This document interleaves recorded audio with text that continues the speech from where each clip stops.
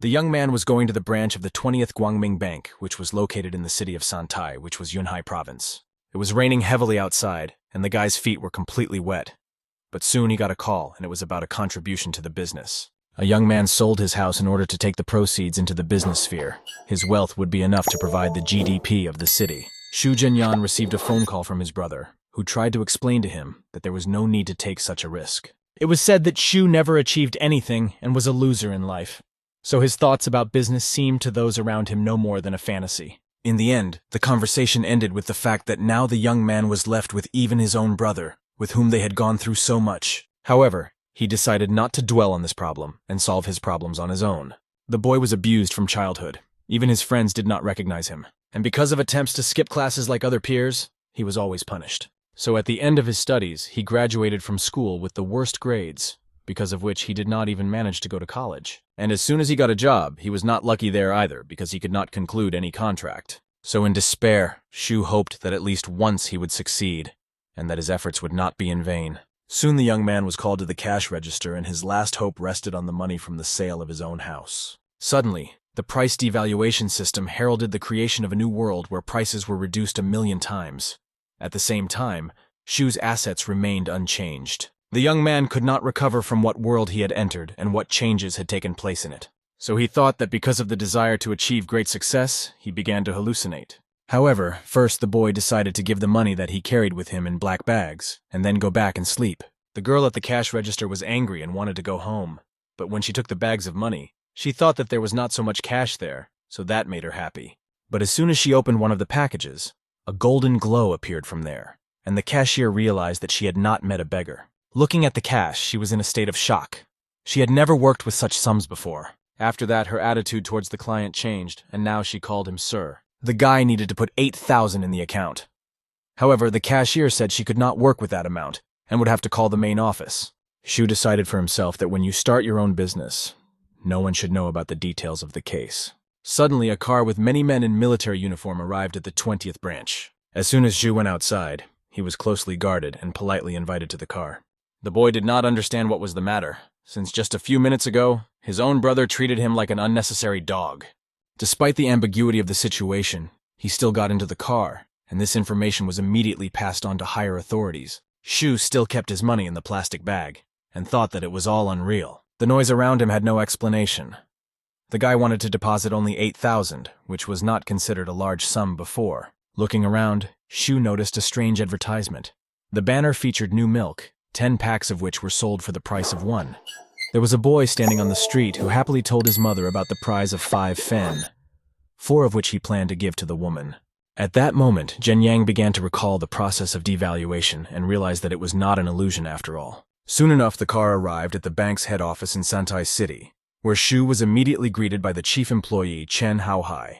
The boy drew attention to the man's expensive suit, so it must have cost a lot of money to make it. Then Xu began to inspect the office from the inside, and before he could not even enter there, but now he is treated as a respected person. Chen Haohai thanked the young man for the compliment and said that it only cost him 2 fen to make his suit. The young man could not believe it, as the suit looked more expensive than 2 million. This indicated that prices had indeed fallen. Xu immediately had a question about his assets and decided to check how much the world had changed. So the boy reached into the money bag and took out 1 bill, which now became much more pungent. Cash used to be very easy to tear. However, he still made an effort and, tearing the bill, wanted to check what was inside it. At this moment, employee Chen put his hands on his head, as the torn banknote was of limited edition. You could keep it only if you were able to achieve a certain status in society. When Mr. Xu arrived at the main building, he was met by a large column of armed men at the entrance. On one of the cash registers, there was a message for the customer under the number 002 to come to the window. There, a pretty consultant named Lin Yoi was waiting for the client. She kindly greeted Xu and said that she had been waiting for him for a long time. The guy thanked him for waiting and immediately got down to business. He said he wanted to invest his money in the business. While the girl counted the received money, the guy could not take his eyes off her and enjoyed the figure of the consultant. However, he was alarmed by the fact that they first came to him personally and then left him alone with the beauty. So Xu was preparing for the base. He was also frightened by Chen, who just sat next to him and remained silent. Zhen Yang then thought that the man was trying to gain his trust and then try to kill him. The consultant quickly finished her work and reminded the client that the balance of his card is 8,000 yuan.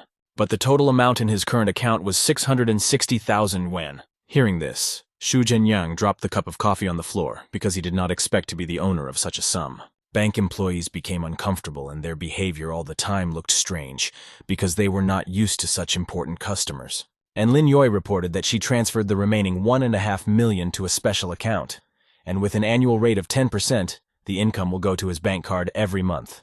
At that moment, Xu was surprised that the money was not enough. However, even the richest man in China had only 380,000. The bank employees bowed low before the boy and said that they would fulfill any of his orders. However, the young man did not need anything else, so he said goodbye and went to the exit. And Chen was extremely happy that he was able to help such a rich guy. So now he was the coolest representative. Xu headed to the Yunhai Gymnasium and pondered that Chen Haohai was quite an important person in the city, so his behavior was strange. The boy expected to soon see a group of soldiers coming for him. In the gym, Xu's attention fell on another pretty girl named Chen Biola. She had a beautiful and athletic body. Chen noticed how the boy was looking at her all the time and did not take his eyes off it. Then she immediately separated and rushed at the young man with combat techniques. After making several blows, she got tired and Xu survived. He couldn't understand what Chen's behavior was all about, so he wondered what had happened to her. The girl could not stand still, but explained that the previous day they had distributed Beachy's advertising papers again. Their value was 800 mao, so it was too much for Chen. Xu sighed sadly and said, "If you still don't get used to adult life, you will continue to be disappointed in it." But in addition to teaching, the boy decided to help the girl while he had money and was capable of anything. Chen laughed at the young man, saying that he always had much less money than her, so he would not be able to help her. At that moment, the young man remembered a sad story about a past business that failed. However, Chen helped him when he tried to throw himself off the bridge because of the problems that had been haunting him all along. And then, when he had nowhere to live, the girl sincerely offered her second room, and Xu moved there. It was because of this that the boy felt that he had to help an old friend in order to thank him. Soon they left the sports garden and found themselves near a clothing store. Chen had an important event in a few days, so she wanted to rent a nice dress. As soon as they entered the store, the harassing consultants immediately rushed at the girl with various offers of clothes. Xu examined the items and realized that they did not look cheap, which indicated the importance of meeting soon. Chen decided to consult with the boy about her image, but suddenly she heard someone calling her from behind. It was Song Jia and the fat man Song, who recently became the husband of the fragile girl. However, judging by Chen's reaction, she was not very happy about this meeting, because her happy look immediately disappeared. Then Song Jia decided to introduce Chen as her former classmate, who had once rejected a rich heir. The ugly man took a stern look at the girl and decided that she would become his new target. And Song Jia decided to continue taunting her old friend, and said that she shouldn't rent clothes to try to impress someone. However, at the end, she added that Chen would look like a real beauty even in ordinary clothes, due to her natural appearance. At that moment, Xu could no longer bear the insulting words directed at his girlfriend, and interceded for her, saying that Chen would be much prettier than some, alluding to Song Jia herself. Then the latter called the guy a plebeian, saying that with his appearance, he only belongs on a farm. But without looking at him, the old acquaintance continued to mock Chen and waited for her to start measuring the worn clothes. Like a girl of such a level as Sun, she came to this store to buy clothes, not to temporarily use them. Then her fat husband intervened in the conversation, who pushed the girl away with his hand and tried to calm her down. The man said he had a lot of money so he could afford to buy Chen some clothes. The girl began to hesitate about such a proposal, but Sun assured her that he would keep his word. Suddenly, his wife began to persuade the fat man to buy clothes exclusively for her, since he did not know the tastes of other women. And when he said that the girls were school friends, she still continued to deny such an option. Chen could no longer tolerate these humiliations from outsiders, so she took Xu's hand and pulled him to the exit of the store. But he did not want to give up so easily, despite the fact that he had a large fortune, so he immediately stopped the girl. The guy approached the consultant and asked if the two of them hadn't bought anything yet, to which he received a negative answer, which satisfied him. After that, he turned to the Sun couple and said that he buys all the things from this store, and that couple will not get anything. The fat man and his wife were surprised at this turn of events, but thought it was some kind of stupid joke. Jia began to make fun of Xu, saying that he would never have enough money in his life to buy the entire assortment of the store. Then he confirmed that he really didn't know how much this purchase would cost him, but reached for his wallet, because it didn't matter to him how much he had to spend since there were large bills in his wallet. The fat man could not understand what this ordinary guy had done to get such a large sum of money, and Xu happily took out the cash and asked the consultant if it was enough. As soon as Baola and Xu decided to go home, they were stopped by Tang Ying, who was the owner of this shop.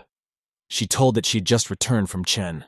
Shu immediately suspected that he had just left that old fox Chen Hao Hai, as he had already managed to send his man after the boy. Then the woman turned to the young man and offered to go up to her office and discuss everything. Shu was unsure about the offer, but thought that this conversation would be a good opportunity to question Ting Ying about her plan with that man. But before leaving, the businesswoman looked at the Song couple and asked if they were Mr. Shu's friends. Then the fat man decided to pretend that they were real friends, as this would allow him to meet Tang Ying and get all the valuable clothes. And his wife rushed to Baola and started pretending that they were best friends. For the couple, this acquaintance was beneficial, but they had their own plans to consolidate cooperation with Chairman Tang. When the girls were standing next to each other, the owner of the store asked if sometimes they were classmates. Baoli didn't like how much her old friend started clinging to her and hugging her all the time. However, she did not have the power to deny it. Song Jia hid her true intention and tried to cover Chen's mouth so that she would not babble too much. Tang Ying then ordered her employees to prepare 5 cards for branded clothing with a 30% discount, as well as 2 of her business cards. The same woman understood that judging by the expression on Chen's face, she was not that close to her friend. However, she wanted to win Mr. Shu's trust first, and then deal with the others. The Song couple were delighted with the gift of discount cards, and now they are closer to their bright future. Suddenly, Shu intervened and told Tang that he was not going to participate in this introduction and did not want his name used. Then he grabbed Baola's hand and said that beggars like them are not worthy of friendship with the Song couple. And after that, he added that the owner can ask her workers about the situation they witnessed. One of the consultants approached the manager and quietly told the details of the incident. After hearing this, Tang Ying immediately rushed to apologize to Mr. Shu because she did not know these people. The woman then turned to her bodyguards and asked why they hadn't pushed Fat Song and his wife out into the street yet. Ji entered the conversation and tried to stop this process by saying that her husband is the main partner of this store, as he is engaged in the production of fabric. But the owner already had to sneeze at her every word because cooperation with Zhu was much more important. Tan then said that she was breaking up with that fat man and ordered him to leave the compound as soon as possible. And then she turned to Mr. Shu and invited him to talk in a more relaxed environment. Of course, the guy agreed. But his girlfriend Baola did not understand what was the matter and why the old acquaintance had now become so influential. Meanwhile, the young man and the owner went up to the 2nd floor of the Dong Kahun shop where they were immediately served tea. Tang Ying noticed how beautiful Baola's figure was. She said she had been working in the sewing business for many years, but this was the first time she had seen such a person. The girl became uncomfortable, as she was not used to receiving such compliments, so she immediately felt ashamed. Ta Shu suggested that in such a case, the shop owner should offer his girlfriend nice clothes that would suit her figure. Then the woman called her assistant, who was a true professional in such matters. Shu understood that Tang Ying actually wanted to get as close as possible to him, and since he considered Baola to be his girlfriend, he decided to please her first. And precisely because of this, the woman looked like a true master of her craft, who has a good approach to every person. And since this young man had every opportunity to succeed, he decided not to refuse the offers. They spent the whole day in that shop, and Tang Ying asked what kind of banquet they were going to, so that she could also come and give a symbolic gift. Meanwhile, she decided to hand over the membership card, which already had 5 yuan on it. It could also be used in other stores. After saying goodbye to important clients, she added that she hoped that this would not be their last meeting. After leading Shu and Baola outside, she bowed low in their path. The boy and the girl walked in silence all the way, and when they got to the house, Shu tried to ask Chen why she was lost in her thoughts. The girl could not believe that this was all reality. All the changes in her life came so quickly that she did not have time to recover. However, she suddenly came to the conclusion that Shu had been deceiving her all along and pretending to be poor, so that she paid all their joint bills. They say she even saved electricity at home so that she would have to pay less, and the guy behaved like that. However, at that moment he tried to explain that he really had no money all along, but only recently he made a deposit and received a large amount. Baola then asked about Tang Ying, who had miraculously begun to bend under them in an attempt to serve them as well as possible. But suddenly the girl's phone rang and Shu was very happy that the call came in time, as the girl was unstoppable. She stepped back a little and picked up the phone where she heard some shocking news. It was about Xiaomi, who was in trouble at the Xinhua restaurant and needed help. Hearing this, the girl almost dropped the bags with new, elegant clothes. The girl immediately caught a taxi and rushed to the appointed place, where her friend was already waiting for her. Shu ran with Bala because he didn't want to leave her alone in this situation, but at the same time, he tried to calm her down. Da Xiaomen was Chen's best friend. Despite her long tongue, she was a really good friend. But the extent of Baola's haste would not have ended well. Chen is a very good person who always cared for those close to her. And given her character, one could safely say that she is ready to do anything for her friend. Suddenly Baola was stopped by the other 2 acquaintances who had happy expressions on their faces. The girl was surprised because she couldn't find Xiaomi. The girls said that she was unnecessary and invited them to the festive hall. Sun Li, who was Baola's classmate, whom they had not seen for a long time, was waiting there at the elegantly laid table. However, the latter continued to look for Xiaomi, who, according to acquaintances, was in trouble. But the girls did not give her the opportunity to think about her best friend and tried to distract her. Suddenly, Sun Li asked Baola about the boy standing behind. She wondered if they were in a relationship. The girl hesitated to answer, since in fact Shu had been her acquaintance and neighbor for several years. But suddenly he intervened in the conversation and said that he was really Baola's boyfriend. After that, he asked if he could join the meal and sit down, to which he received a satisfactory answer. He saw a lot of food on the table, so he couldn't believe that the girls had really gathered to just talk. The boy doubted their sincerity. Sun Li couldn't tear herself away from Shu and repeatedly called him handsome and asked how he managed to reach Baola. She suspected that the extortionist had a lot of money, and he confirmed her words about his wealth. After a short conversation, he immediately offered his acquaintance to move to another place. Although he was rich, he was not going to spend on such things.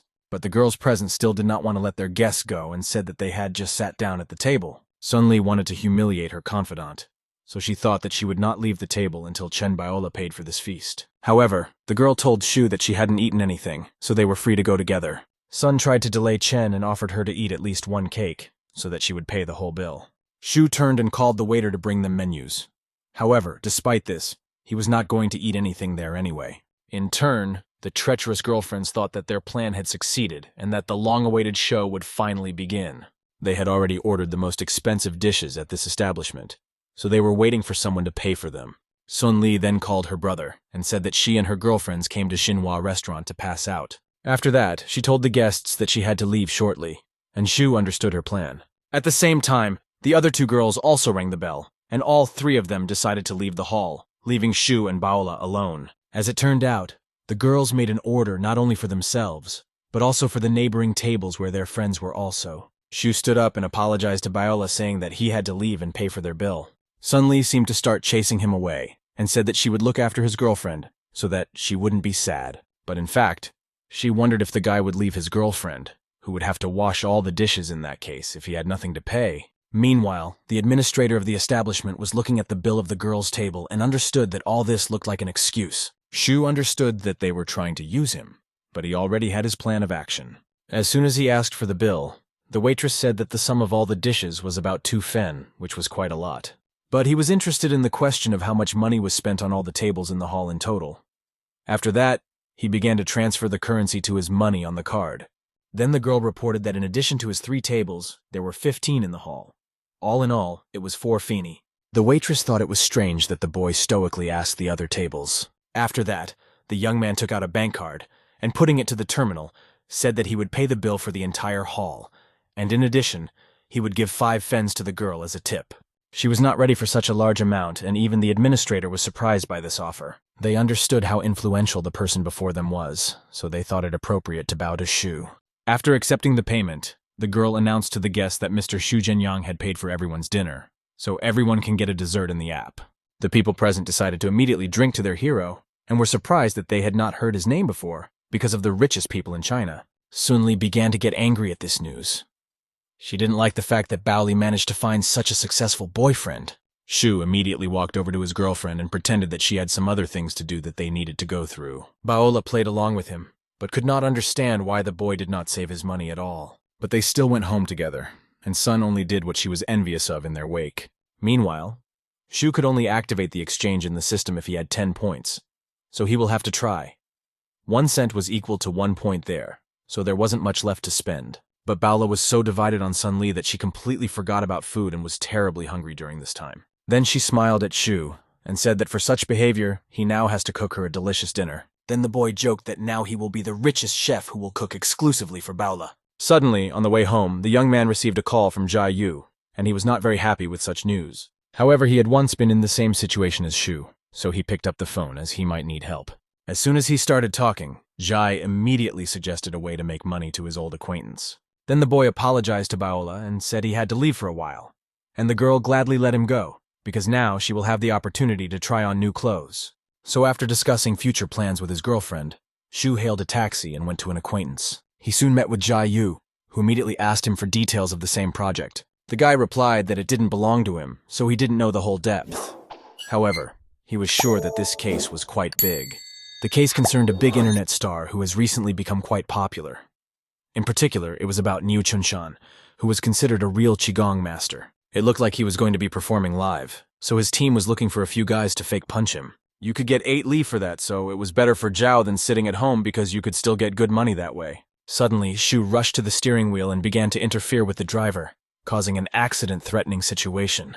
As a result, the car stopped too quickly and another car hit from behind. Out came an attractive woman who was angry with the boys because of their driving skills. Jia Yu jumped up to talk to her and began to shift all the blame to the woman, saying that she ran a red light and crashed into them herself. However, soon the guy saw that the woman's car was an expensive brand, so now it's definitely over. The woman pointed out to the young man that you can't park your car anywhere in the city. After which she did not give the opportunity to say a word, immediately demanded financial compensation in the amount of 5 fen. Shu then intervened and said that the situation was under control as he had already called the police. The woman was definitely not happy about this news and started screaming even more, but it was already too late. She tried to explain to the patrolman that the 2 boys were driving quite strangely, and because of that, she accidentally crashed into them. Then Jai replied that he was just waiting for the traffic light to turn green, and he would have continued on his way. But the policeman understood the situation, that the boys were standing at a red light and the lady crashed into them.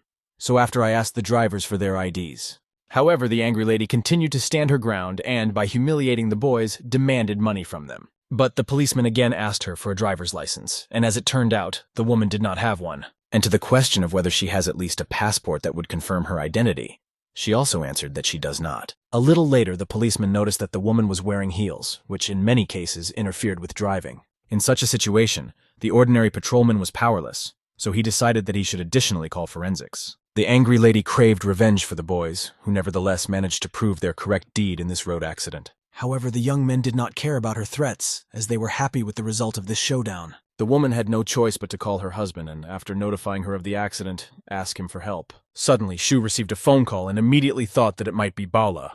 But as soon as he looked at the phone, Chen Haohai's contact was displayed there. The man inquired about Shu's girlfriend going west in a few days, and added that Tang Ying had prepared a special gift, so if anything, he could also help in some way. The boy refused the offer. He was afraid that all the information reached Chen too quickly. Suddenly, Mr. Shu and Fat Song met when the latter came to help his new girlfriend. The guy laughed at such a coincidence and was surprised at how much a man regrets his female companions.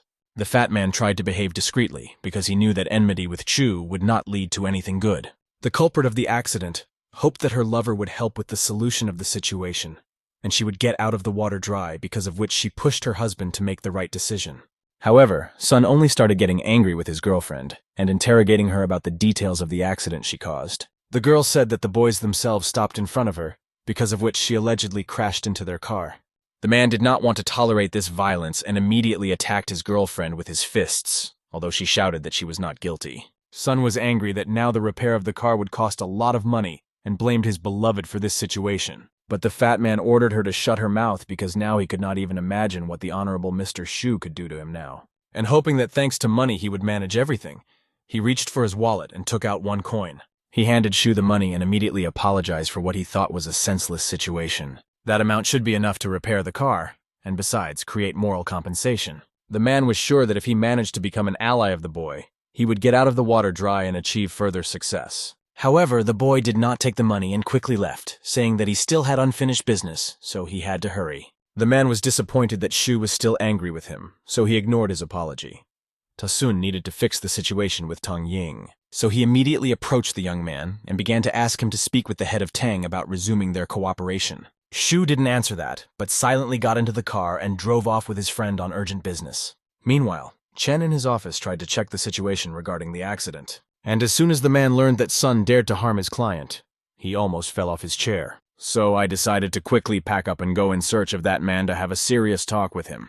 But before leaving, Shu advised Sun to just wait and let his cooperation with Tang Ying resolve itself. Suddenly, a call went out to the friend, but he immediately answered that he was very busy and could not talk. But he was called by Chen Haohai, who immediately warned the man that the car registered to him had crashed into a very important person. Meanwhile, his girlfriend, who took this car temporarily, was angry with her lover and was ready to tear off his head. So as soon as it was down to the 2 of them, she started insisting that Sun pay her money, and then she would leave him. On the way in the car, Zhang Yu asked Shu why the old man was so afraid of him and what business he had with the head of Tong Ying. The boy explained that this was a person with whom he had worked before, and the fat man wanted to agree on cooperation. Money was a small thing for Shu, so he offered to send 5 feng from his account to Zhang's card, which shocked the young man.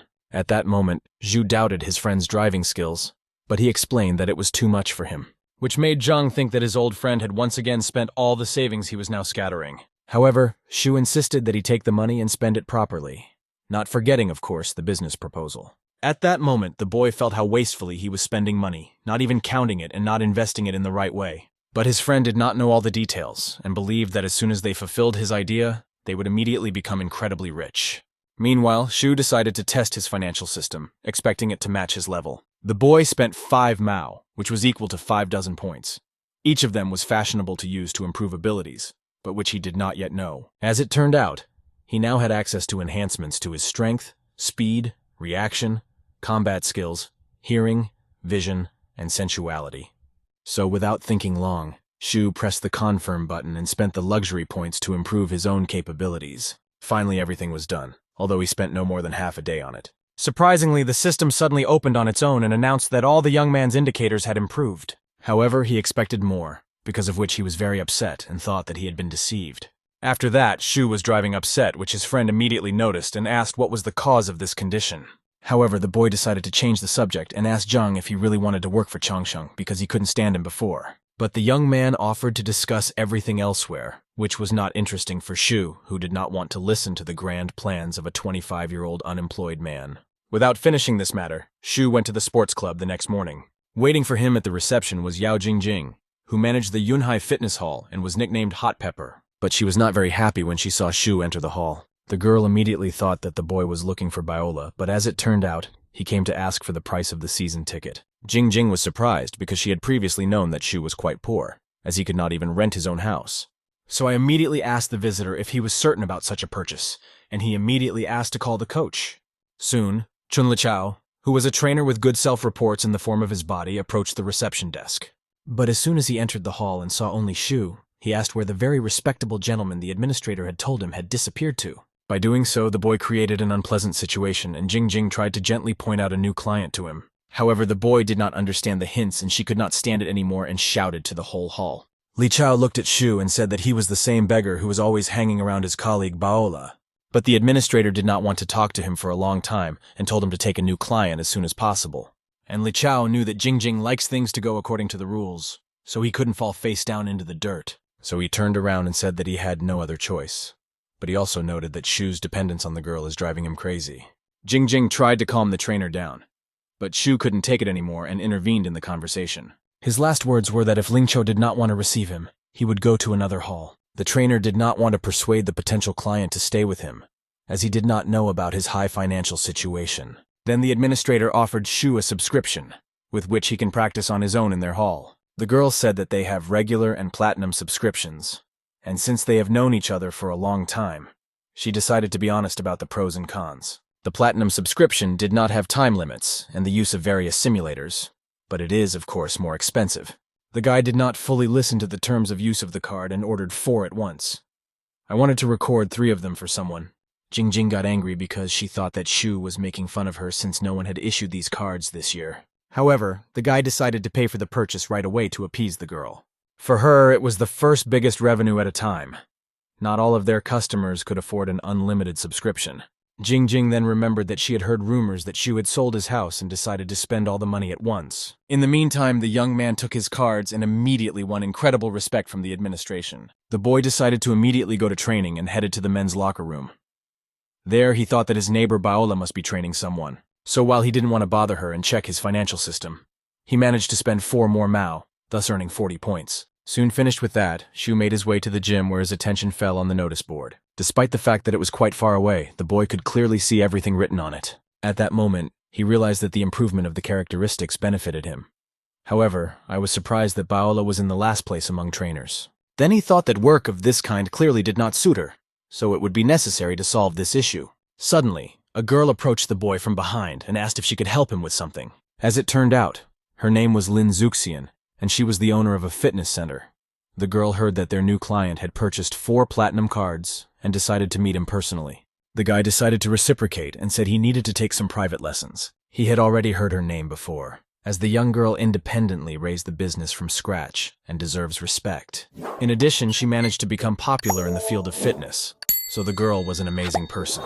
The owner of the center took Shu to the accounting department, where they engaged in individual selection of private lessons. Sun Tze, an accountant, was sitting in the office and immediately asked the young athlete what he was interested in. He decided to clarify that he was friends with Coach Chen Baola and would like to buy her classes for a higher fee. He mentioned the sum of 5 yuan and was immediately offered to see another coach. After all, the maximum payment for classes in this gym was 3 mao. Then the owner began to worry that if Shu bought them for 5 mao, then Baola would have to train him for the rest of his life. However, the boy explained that Chen is a close friend of his who once helped him, and now she's worried about her financial situation, so he wants to help her. Zuxian had already thought about the romantic relationship between Shu and Baola, so now she breathed a sigh of relief. All she cared about was the fact that her own salary was 5 or sometimes 6 mao. But Shu himself asked that the landlady not tell Baoli about his proposal, and when the performance results are announced, then she should know. The woman accepted his request and said that the boy could send the money to her own account, after which she would take care of everything herself. Meanwhile, someone's laughter and non-stop conversations could be heard from the dressing room. It was the 2 trainers, the red-haired Jiang Lili and her partner Chen Zhao. The girl could not stop herself from touching the head coach's body with her hands. Soon rumors began to circulate that someone had chosen a girl trainer for 5 mao. Everyone immediately thought that it was Chen who had prepared a surprise for Lily. But the boy himself did not know anything about this and asked the girl if she had a new student. But since Lily was not involved in this, she immediately understood that it was Baola who occupied the last place on the honor board. In the past, Chen did not work well and was not eager to work. Therefore, her colleagues were sure that now the girl would be ready for anything for such money. Lily felt strong competition and turned to the head coach and said that the new client should go to her.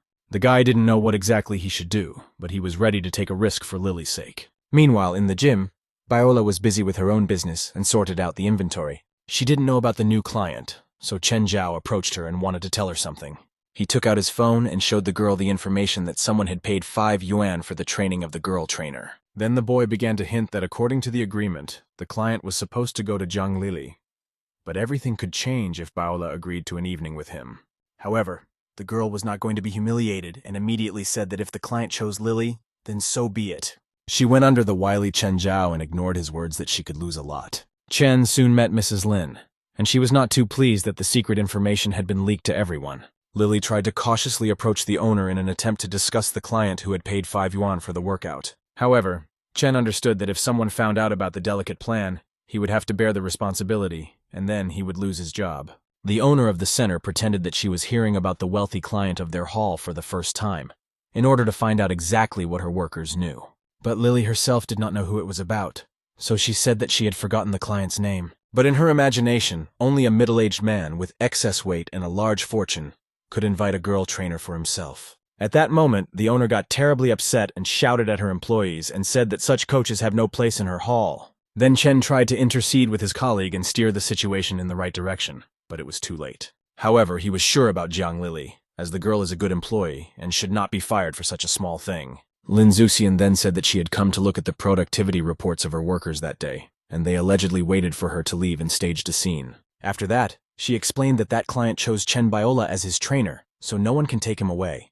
The last words angered Lily because now she could not do anything to take the rich man for herself. However, she was not going to leave the case just like that and quickly ran out of the office. Meanwhile, Chen Baola was already working out with her friend and showing him some serious exercises for her toned legs. Suddenly, an angry Lily burst into the hall and immediately ran to her competitor. She could not allow this position to be occupied by a trainer who was almost at the last place in the performance rating. Baola then grabbed Jiang's hand to stop her screaming and frantic behavior. But Lily took it too personally and told her colleague to let her go immediately, calling her a fool. Suddenly, Shu intervened, realizing that the gossip about his request had already reached Jiang, so he decided to teach her. Lily decided to make a fuss and pretend to be the victim, yelling for the boy to try to hit her. And he was not afraid of responsibility and, grabbing the girl by the shoulder, knocked her to the floor. He had never been asked to do anything like this, but he did fulfill a specific request. Suddenly, the owner of the sports complex entered the hall and said that she would like to explain something. She managed to find out that Coach Zhao and Jiang were doing dark things behind her back. So after that, she decided to announce their official dismissal. In addition, the woman congratulated Coach Chen Baolu that she was now acting as a private coach with a fee of 5 yuan. And hoping for her worthy performance of her duties, Lin Zuxian wished her good luck. And as parting, she turned to the guards and told them to take Jiang Lili out of her room as soon as possible. The girl was very tired after the blow she had practiced on herself, and hoped that at least in another hall she would be lucky with her career. Meanwhile, for Baelt, the whole situation seemed strange since she did not know all the details. Then she turned to Shu and negatively asked what 5 more yuan she would get now. Because with such money, you could now buy an entire estate and not work for the rest of your life. However, the girl then tried to reassure herself that the boy had been spending quite a lot of money lately, which she would later feel on her own skin. And Shu's phone rang. He was bothered by Tang Ying, who wanted to talk about further cooperation. But Baola still could not recover, because she had never seen people who would spend such a large amount of money on a fitness club. However, she was not going to accept all this money and wanted to find out if it was possible to return the payment to him. Meanwhile, Shu hesitated whether to pick up the phone from a woman who owns a large clothing store. But he still dared, and immediately heard that Chen Haohai and Dong Changmin from the technology company wanted to treat him to dinner. So Tang Ying asks if the boy has a chance to meet in the evening on the 3rd floor of the Haicheng Hotel.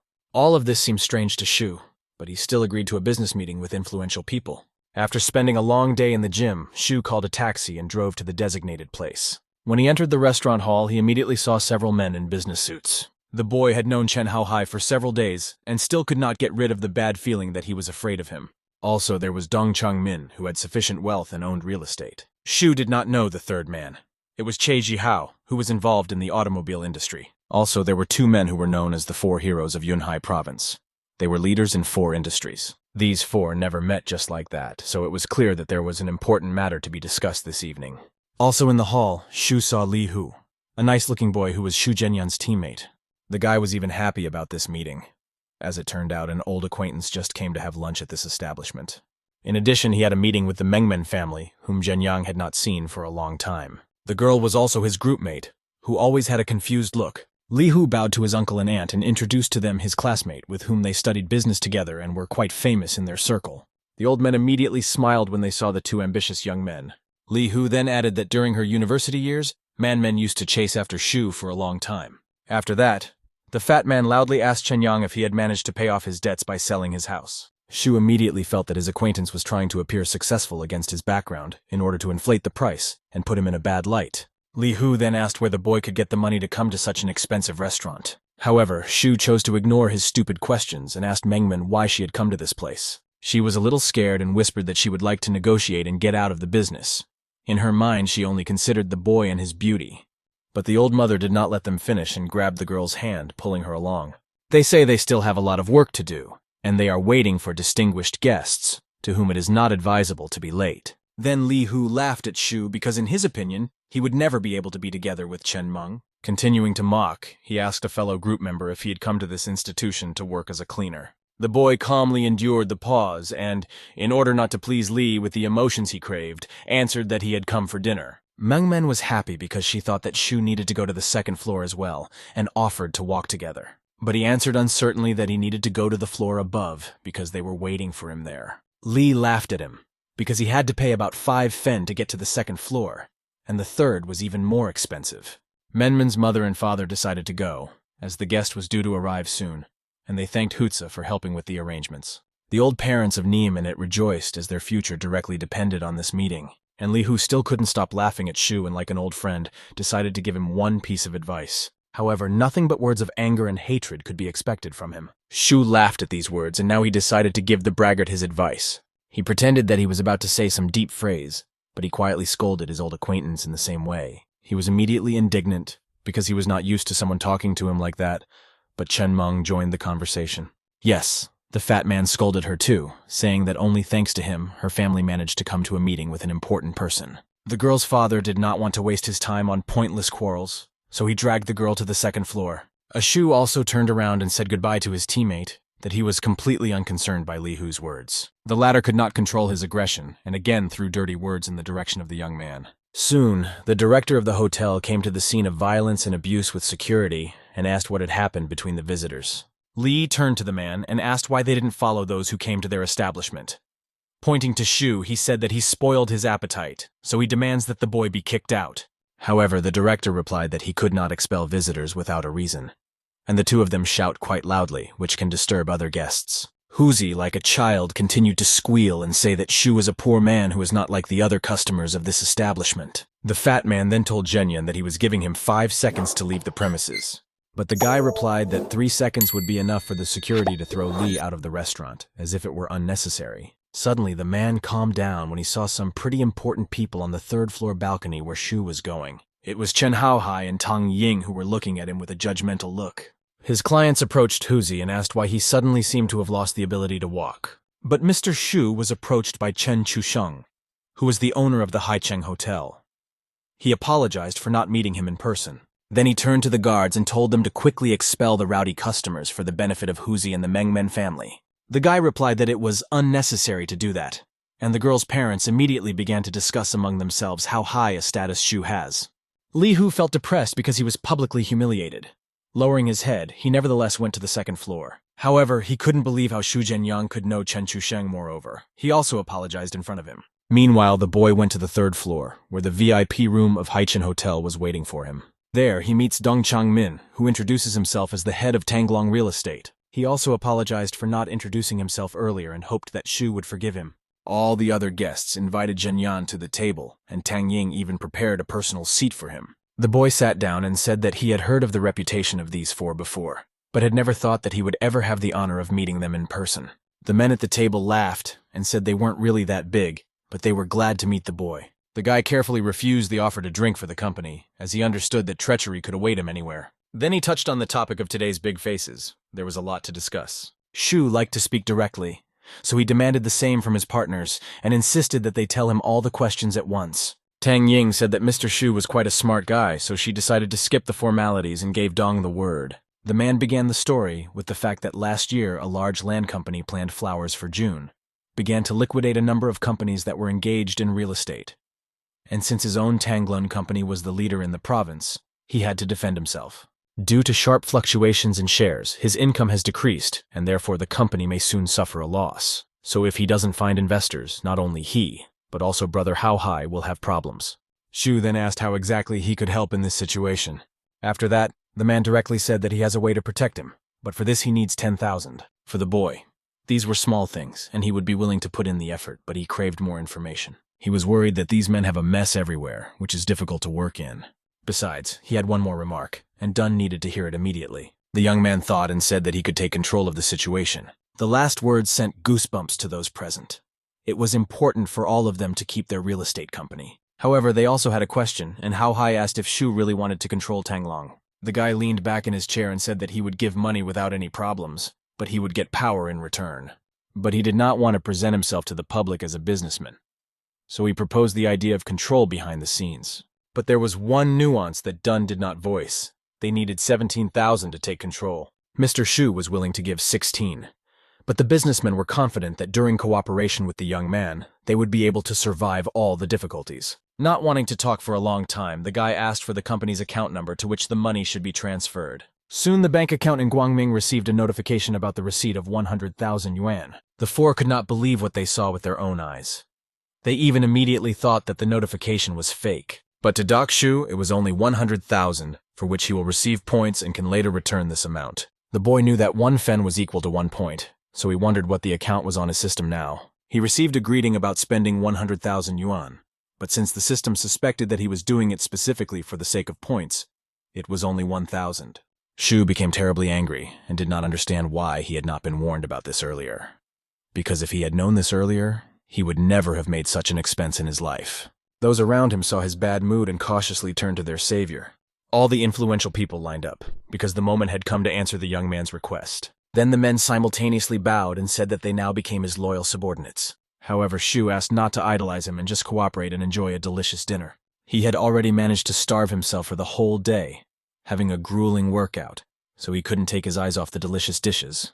And as a toast, he said that now their company would become so powerful that they would be able to reach Chandao Lake.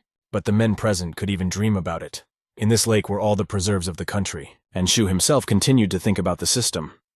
Although she gave him 1,000 points, it was better than nothing. Suddenly, the system received a notification that the number of points added to the force was 1,595. After that, the wine glass that Shu was holding suddenly fell from his hand to the floor and shattered, At that moment, the boy felt bad and could not stand on his feet, which is why he leaned on the table. He decided to go to the dressing room, but when he touched the table, lightning of incredible power passed through him. It was a table made of the finest wood on the market, and yet it broke easily. The husband tried to see some sign in what had happened, saying that it would affect their business. And they realized that their head of the company is not as simple as it seems at first glance. And Shu himself stood in front of the mirror in the dressing room for a long time, and realized that this money was not spent in vain, because strength, speed, perception, and other indicators in his body have increased incredibly. He could hear much better now than before. Even in an instant, he was able to grab an insect with his fingers. But the boy's subordinates discussed that he was specifically demonstrating his strength in order to establish his power from the very beginning. And even through several doors and quite a distance between them, Shu managed to hear their words.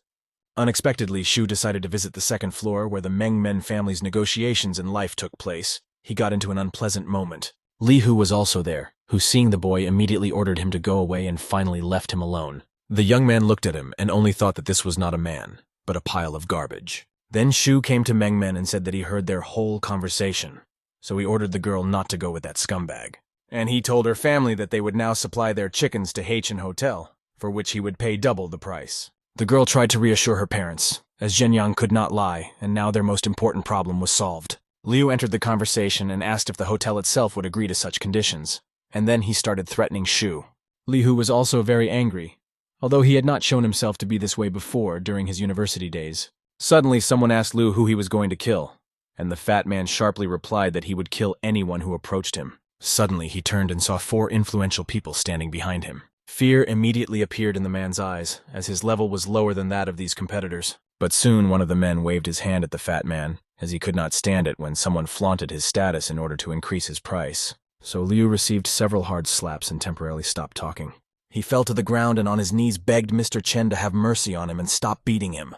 Li Hu quietly watched from the side and did not understand where the powerful 4 came from, which, moreover, swept Shu Zhenyang's side. And the guy ordered his subordinate to stop and not take part in this circus. The servant entrepreneur followed his order and was ready to take revenge on the head of their company at any moment. Meng Men hid behind an old acquaintance, and Chen Chusheng cautiously asked his master what had happened. Li Hu did not understand for what merits the man spoke so kindly to the young man, because Liu's husband was ready to kill him, and he himself was following the orders of some influential boy. At that moment, the bearded Liu realized that it was in vain that he had time for this matter and talked to Shu like this. And Chen said that everything would be as Zhenyang said. In any case, Haichin Hotel has many branches, and everyone will be able to use about several thousand chickens every day. Chushin then smiled and approached Mrs. Chen Meng and handed her his business card. After that, the man pointed his finger at Li and Liu and asked Mr. Shu what he should do with these 2 scumbags. Before letting them go, Zhenyang approached Liu and said that if he dared to abuse the Chen Meng family again, he would be severely punished. The man was scared almost to tears by these words and said with a trembling voice that he understood everything.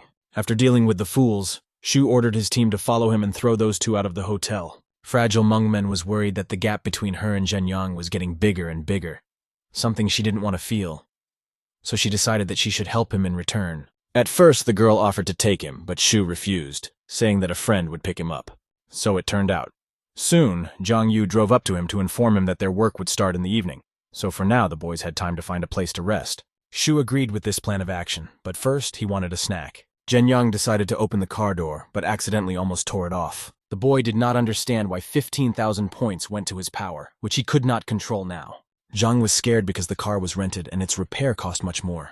But Shu suggested that he simply buy a new car. Yu took it as a stupid suggestion, saying that his friend broke someone else's car. And now he wants to repeat the same thing with another one. Zhenyang took out 1 yuan from his wallet and asked his friend if it was enough. With the new exchange rate, 1 modern yuan was equal to 1 million old yuan. Therefore, this was enough to buy a car. Shu approached Chen Haohai, saying that he wanted to buy a car from him. The old man replied that Che Jihao would better help with this. The boys immediately went to the car showroom, where they greeted her warmly. Zhang could not understand that his acquaintance was really going to buy him a car. The boy replied that it was compensation for the losses he had suffered due to his uncontrollable power. Zhang felt how well Shu treats him, because he not only gives him a car, but also simply gives him money. In this case, the young man decided not to be modest and choose the exact car that he had dreamed of for a long time but could not afford. The car salon administrator led customers to the rest area. She also brought coffee and informed that she had to leave to prepare the purchase contract. Meanwhile, Zhang could not even think that one day he would be able to buy a car directly from the showroom. Shu said it was a thank you for his friendly help during those times when he had no money, and Yu helped him without fail. Suddenly, the boys turned their attention to the screams coming from the other end of the hall. The unknown patrons insisted that they should be served first, regardless of previous customers. Zhang Xiaoxian tried to calm down the frantic customer, who seemed to have never heard of etiquette. Ma Ling did not want to wait in line despite the fact that other customers came before her. Mr. Lin tried to interject and emphasize how valuable his time was, so he couldn't wait. But colleague Zheng, who served her customers, said that they were much more influential than those two young men. But the status man's wife did not want to endure any more and waved her hand at Xiaoxiang. He told her that no one has the right to open his mouth and forbid something. After which, in addition, she scolded the employee of the salon even more and made some threats. Soon Shu came, who could not stand the humiliation and held out the cash and said that he was buying one such car as the Lin couple wanted. He could afford to buy the entire interior of expensive cars and not experience financial problems. Mr. Lin laughed at the boy and said that he could only afford a grocery basket. Then his girlfriend revealed the status of her fiancé, who was the second son of the owner of the Sanling pharmaceutical company, Lin Zhenfeng. Shu noted that he had heard of such a pharmaceutical company before, but he had never used it because they sell fakes for crazy prices. Zhenfeng laughed at the young man, saying that he was acting too boldly and thereby annoying him. After that, he decided to solve the case personally and approached Zhenyan with the question of whether he was all right. Because no one dared to talk to him like that, so Lin ordered Shu not to stand out from everyone else either. Soon Zhang Yu, who was used to solving most cases with his fists, intervened in the conversation. And this one was no exception. He was ready to fight. Although he considered himself a beggar, he was not going to stand aside. Zhenfeng had practiced sports for many years and had a good body, so he immediately agreed to the fight because he was confident in himself. At this noise, the director of the salon came out and asked the employee what she was doing next to Mr. Lin. The girl explained that she was trying to finish signing the documents, but Xiaoxiang got in the way. The director said that Mr. Lin was their VIP customer who had special privileges, so it was always served out of turn. Then Shu realized that now he would have to intervene in order to settle things justly. The girl Linya approached the boy and said that he is an ordinary beggar who is nothing compared to her fiancé. She swung her hand, as the girl was also used to solving matters with her fists. But Shu blocked her attack. At first, he wanted to settle things peacefully and let the girl go, but she behaved terribly. For a few seconds, Zhenyang tried to control himself, but still couldn't. He pushed the girl aside effortlessly, and if a normal guy had done it, she would have simply fallen. However, Shu's strength level was incredible, causing that brazen woman to fly straight into the wall. She lay motionless, and everyone present quietly watched the situation, afraid to intervene. Zhenfeng ordered Shu that he had 5 seconds to kneel before him and apologize, or else he would regret being born. And Zhenyang understood that he was stronger than Naman and told Lin to go out himself if he needed anything. But in his head, the young man thought that he could not even expect such strength in his own body from some 1,500 points. Lin decided not to get involved in the fight himself and reached for the phone to solve the matter. The injured girl asked the boy to call Qi Yunfeng's uncle, because she wanted revenge for Shu. Zhang Yu then sensed the situation was gaining momentum and suggested that his friend leave the place for safety. But it was too easy for Shu to leave, especially since he was worried about the future fate of Xiaoxiang who served him. The boy asked his acquaintance to calm down, as he was sure that Qi Yunfei would not do anything to him. In a moment, the young man remembered that this man seemed to be Chen Chushin's subordinate, so he decided to call him. But Ma Ling turned to Zhen Xiaoxiang and said that she would keep her job as soon as Mr. Lin would deal with everything. Then Shu emphasized to his friend that now this girl will not be left alone and must be protected. Meanwhile, Zhenfeng arranged with Uncle Qi to meet at a car dealership. Then he turned to Shu and said that it didn't matter what connections the boy had, because no one had ever managed to escape from Uncle Qi. However, Zhenyan didn't need it, so he just waited for the meeting. 5 minutes later, a convoy of cars with fully tinted windows arrived at the salon. Many bald men with iron weapons in their hands immediately came out. Uncle Qi himself walked ahead and asked Zhenfeng who dared to insult him. The boy immediately pointed at Shu and Zhang.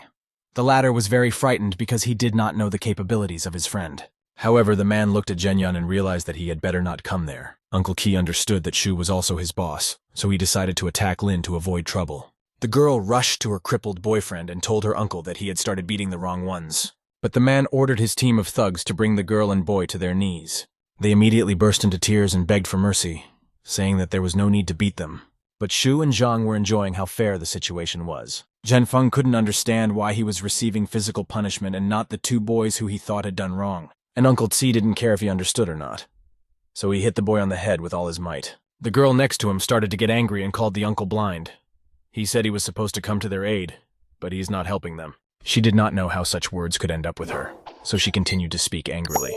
Of course, this tone went around Uncle Ki, who no longer wanted to get his hands dirty and transferred the work to a team of men. Before leaving, he ordered them to deal with the girl themselves. And he himself approached Lin Zhenfeng and decided to remind him of something one more time. He took the bloody boy by the hair and told him to listen carefully. Uncle said that Lin had provoked a very important person, for which he would be punished, and his further fate now depends on the following behavior. He tried to utter at least one more word, but the strong beatings made themselves felt. So the uncle threw the couple to the ground and decided that the extent of their mistake should now be quite clear to them. Zhang Yu watched and was afraid that this Qi Yunfei died for him too, because of which he would not even be able to breathe. However, Shu calmed him down and told him that he would not allow his best friend to be offended.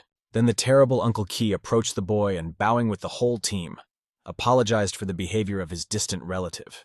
And as soon as he heard the agreement, he pointed his finger at the director of the salon and the employee Ma Lin, asking what to do with them.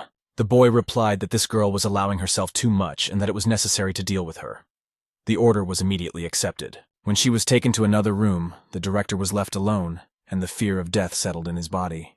Zhang quietly told Shu that his whole life had flashed before his eyes when Qi entered the hall. However, his friend replied that it was not over yet. The young man already suspected who might enter the salon this time, and his guesses turned out to be correct. It was the big man Jie Jihao, who was famous throughout the city. The man was happy to meet Mr. Shu in person and introduced himself politely. Zhang Yu could not close his jaw when he saw that one of the rulers of the city bowed to his friend and apologized for being late. The man immediately decided to get down to business and asked his boss why he had called him. Xiao Xiang smiled gently and said that these two guys came to buy a car. After that, the girl began to tell all the details in detail. Jie Jihao asked Mr. Shu how true the worker's words were. The guy confirmed all the information, only added that the girl told many things too gently. And then he quoted the director of the salon, who said that if you want to buy a car, you will have to wait. The director immediately fell to his knees and began to apologize to the salon owner, but he was immediately kicked out.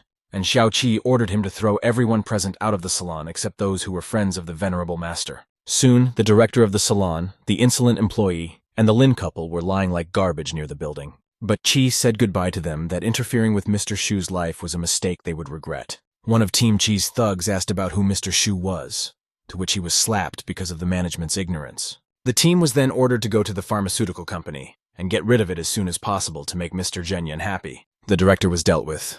Now it was Xiao Xiang's turn to take charge of her position. However, the girl was ordered to continue her work and not mention it again. Jie Jihao offered his boss to help him choose a nice car that would be the only one in the city. Shu was delighted at how much the man had changed for the better, and it was a pleasure to talk to him. Soon the three of them made their way to the best examples of the salon, which were kept for special customers. Shu looked at them and said that they were good options. Meanwhile, Zhang Yu's eyes were shining with joy. Jihao became curious about what Mr. Shu was like in a different setting, so he offered him dinner together. But the guy refused, as for now he wanted to drive the purchased car to another place and planned to return later for another one.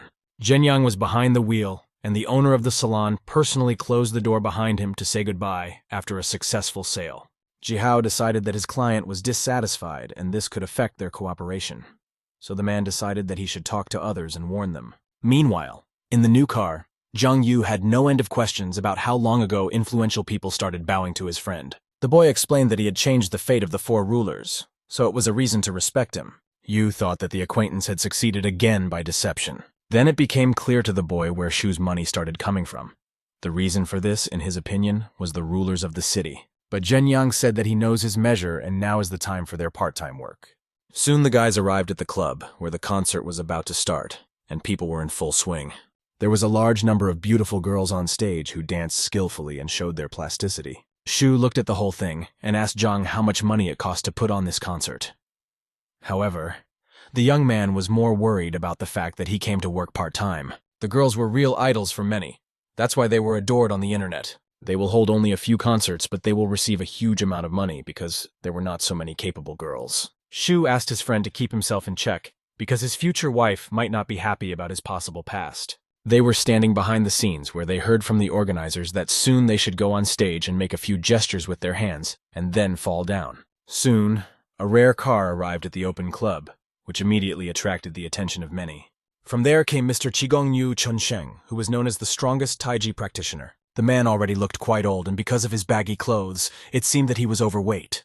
The whole crowd began to pass him to the stage, and he immediately approached the microphone. Then he began a speech about the fact that he, a Tai Chi practitioner, had come to demonstrate his strength. Because there are rumors on the internet that someone has encroached on his authority, so he decided to strengthen it. Shu watched and thought that given his age, Changsheng could sit quietly with his grandchildren at home. Startui said that he cannot specify what his true power is, but he can show it. Shu and Zhang were taking their numbers, and since it was a group performance, they should be called soon. The first numbers had already started to take the stage, and make the audience feel as if they were so weak against Changsheng, who didn't even try to make any effort to strike. After knocking out 2 fighters, the man said that his inner strength shook those guys incredibly quickly. Changsheng then showed off his skill some more and asked 3 more boys to stand up to demonstrate his blows on them. Shu couldn't stop laughing, but soon it was his turn. He didn't quite understand the rules, so he didn't know if they were all supposed to rush at the old man. Then the 4 went up on the stage and Shu was in front. As soon as he was in front of Chen Shun, he asked if he was really sure that he could handle anyone. And he confirmed that it doesn't matter to him where the blows will come from. He could even cope blindly. So Shu said that he would not hold back in such a way to test the old man to the max. Before going on stage, each act of the chorus was given an instruction. Shu would have to pretend to be hit and then jump to the side, but only on 3 limbs. However, the boy decided to put all his strength into the blow and gave the old man a good knock on the head. All the audience was shocked. No one had ever seen Master Chen Shun give up so easily before. At that moment, Zhang realized that right now, he had the opportunity to truly demonstrate his strength. Taking an example from his friend, the boy rolled up his sleeves and said that even he cannot stay away from such a show. So he jumped on top of the old man and beat him mercilessly to repay him for his kindness. By then, Shu had already turned to him, asking what Yu was doing. But the latter craved as much glory as possible. Soon the boys were stopped by the event administration and told that the broadcast was interrupted. People did not understand why the boys started really fighting, and did not act according to the terms of the contract. Shu explained that he lightly touched Changshun and he himself fell. In addition, Mr. Niu was not among the top 10 scurvy masters. But the administrator just laughed and said that the old man was actually an ordinary actor. All his shots were games all the time, so they only cared about increasing the flow of spectators. The administrator called the boys stupid students, from whom he now wanted money. At that moment, Yu immediately reached for the phone and said that he had to say thank you. A terribly angry administrator, who lost a large number of the audience, asked the boy what he had decided to do. Shu flipped the phone screen and said that he accidentally recorded everything on the camera. The video captured a moment where a man calls the great scurvy master an ordinary actor, and his show was done for money. The administrator did not expect that this truth would ever be able to get out, so he was not ready for it. Then Shu said that everyone wants to make money, but doing it on a merciless old man is too much. Soon several thugs appeared on the scene, and the man said that it was a mistake to interfere in his affairs. Therefore, he was not frightened by the threats of ordinary videos, and the boys, in his opinion, could not get away from him so easily now. Then the administrator said that at first he just wanted to extort money from the guys, but they left him no other choice, and now he called his fighters. The man ordered Shu to go to his phone's gallery and quickly delete the evidence video. The young man never gave up just like that, but his partner was very afraid that now his future was over. Then the boy threw his fists at the bully because he wanted to repay the debt to his friend and considered himself the strongest man on the planet. He thought that everything would last longer, but the thugs immediately intercepted his blows and broke the boy's arms. Then Shu decided to enter the battle and demonstrate his tricks, which he learned thanks to the PowerPoints. His eyes were cold-blooded, and he asked the men how they dared to go against him and say such things. Zhang then said that Zhenyang began to have auditory hallucinations, as the audience did not say anything. However, Shu heard that Yu himself wanted to protect him. Then he grabbed his friend and thought that he had become too strong, so he didn't want to hurt anyone anymore. As they ran, Yu asked the boy where he learned such martial techniques that he had never seen before. The young man decided to make a joke and said that he called Zhang for joint training, but he always refused. But Starut still did not believe that it was possible to achieve such success with simple training alone. Meanwhile, the old actor was in his hotel room trying to regain consciousness. He was confused by the question of how ordinary boys dared to go against him. However, his secretary said that those two did nothing of the sort, and that he had indeed fallen on his own. But Changsheng was worried about broadcasts. The girl reported that the mass media connected immediately after the end of the live broadcast, and local authorities have already taken up the issue of fraud. There was now a lot of negative criticism towards the old man, and in the near future even the company's shares could suffer because of this. The same administrator entered the room and said that they still have a chance to correct this situation and gain new popularity. According to him, only this great master Nu could be capable of such a thing, but it turned out to be sarcasm. The old man said that he could announce a surprise attack, and through his own carelessness, he managed to fall into the trap of the scoundrels. Besides, Changsheng was hungry for bridges because of how much he had been publicly disgraced. Meanwhile, in the director's office, the young secretary offered to contact the higher-ups so that the video with the evidence did not get into the media. The director was not worried about this and realized that he could not do without the help of one woman. It was about Zhao Xiaoman, who sat in her office late at night and listened to her husband's problems. She was worried about whether the director of the company admitted on video that they were deceiving everyone. The man who reported this information confirmed the last words, because of which the company was now under a lot of pressure, and they now had no choice but to turn to this lady. She was interested in this case, so she was ready to play with a boy who, in her opinion, was not one of the simple ones. At first, she ordered that there was no need to start a big violence. The main goal was to find that video and get hold of it. The woman gave her ward 3 minutes to find the boy's location. Meanwhile, Shu and Zhang Yu decided to take a break in the middle of the bustling city to hide. They sat down in one of the street cafes, and Yu wondered why his friend didn't immediately warn him that he was planning to make a video. Suddenly, their conversation was stopped. An unknown car drove right up to their table, to which Zhenyan was called. Zhao Xiaoman was sitting there herself and told her to get into the car because she had a conversation with him. Yu decided to make a joke and envied his friend that such a beauty independently offered him to meet and talk. However, Shu was not going to follow the instructions and invited the woman to come out to him. He said he eats and doesn't have time for idle chatter at all, so he offered to meet another day. The woman's personal driver immediately jumped out of the car, but the boss stopped him and said that for such cases you need to be patient and purposeful. Then she got out of the car on her own and decided to talk to him. Without wasting time on small talk, she got down to business. Zhao said she wanted to buy the boy's video and was willing to pay any price. Shu thought and said that it turns out a rich representative of the third generation decided to personally take up the matter. Shu knew that the Zhao family was one of the influential families in Santai City. The head of the family was Zhao Huashan, who worked in the entertainment industry. And now Xiaoman stepped in, which showed how closely their family was connected to Niu Chushen. The woman was happy that the guy already knew her and handed him a piece of paper so that he could write the amount he wanted as a ransom. Zhenyang was even interested for a while and asked if he could write any number there. Zhao reiterated her words, but added that if he refused to sell the video, she would have to use other methods. Shu decided not to delay in this case and took out a pen to write down the amount of money. Xiaoman was proud of how well she handled critical matters, because guys like Shu have neither money nor power, so they were ready to choke for any penny. Shu handed the paper to the woman, and she was sure that if it weren't for this crowd of people around, she would have killed the young man long ago. The woman was ready to pay any amount, so she immediately handed the note to her guards. I only thought to myself that such scum always write a large amount, but do not know how to use it correctly. However, before transferring the required amount of currency to the young man's account, she still looked at the inscription. She was shocked by the amount she saw. Zhao was not ready that Shu would value her video so much and write 990,000 there. She looked at the young man and asked if he was joking. However, he really thought it necessary to get such money. Then he took a piece of paper for himself and asked if such a large company could not afford to pay him. So he decided to warn that Zhao Xiaoman did not live up to his expectations and fell in his eyes. After that, he decided to tear up the paper with a smile and asked what would happen if we took away a few zeros from the number. The woman could not stand such jokes to herself and turned to him in an aggressive tone, to which the guard immediately reacted. He rushed at the boy with his fists and was ready to tear him apart right in the middle of the street. Da Shu was able to stop the man's attack with one hand and realized that he would have to be a little more brutal. After that, he threw the guard's hand on the table and he could not even move his limb. Then Shu put his palm on top and as if stomped the hand of the thug into the surface of the table. Zhao Xiaoman understood that the boy was quite strong and her private guards would be of no use. Shu pulled out a bamboo stick stuck in the thug's hand and said that the Mao family was trying to appropriate what did not belong to them. After that, he asked if the woman had brought her people specially, since she did not have enough money of her own. Zhao underestimated the boy and was really angry, so she was ready for bloody revenge. When he finished, Shu turned to Zhang's friend and said that they were never given anything to eat. However, the young man has already watched this show, and his appetite has disappeared. And Zhao Xiaom was in awe of Zhenyang's strength.